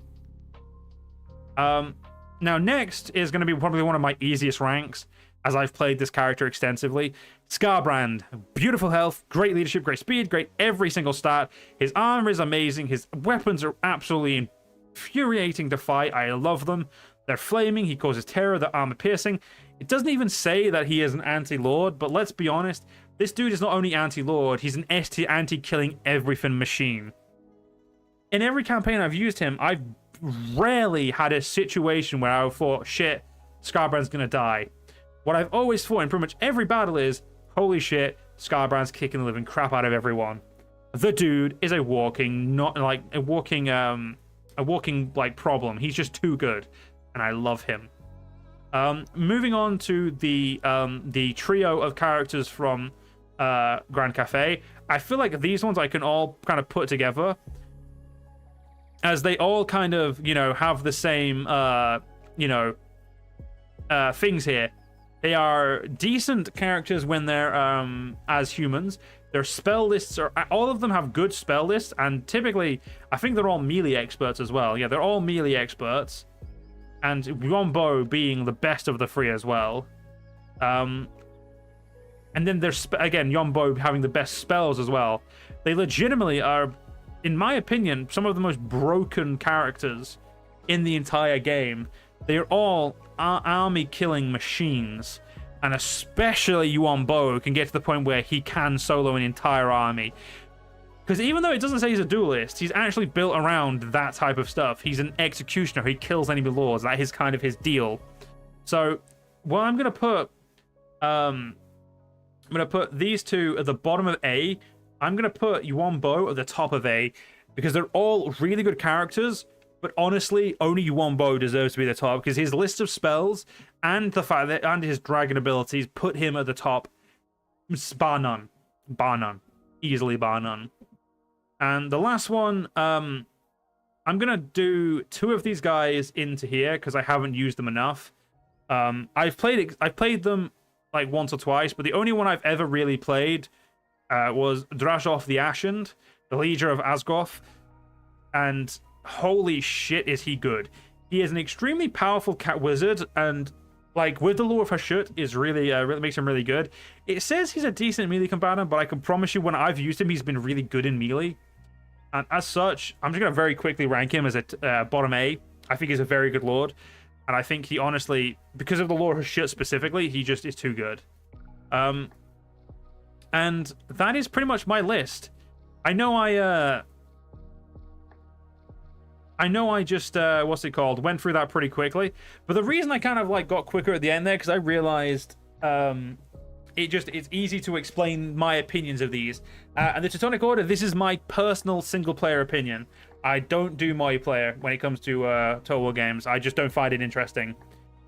I also just don't like multiplayer games in general when it's PvP. I don't know why. I'm not a good enough player for PvP, I think. But yeah, this is my personal opinion order for how I find the characters in terms of like playing a single player game. And I think this is a pretty fair list personally. I think a lot of the lords are way gooder. There you go. There you go, dude. Everything is on the screen. I think this is a very fair list personally. Then again, it's my opinions. It doesn't really matter if it's fair or not.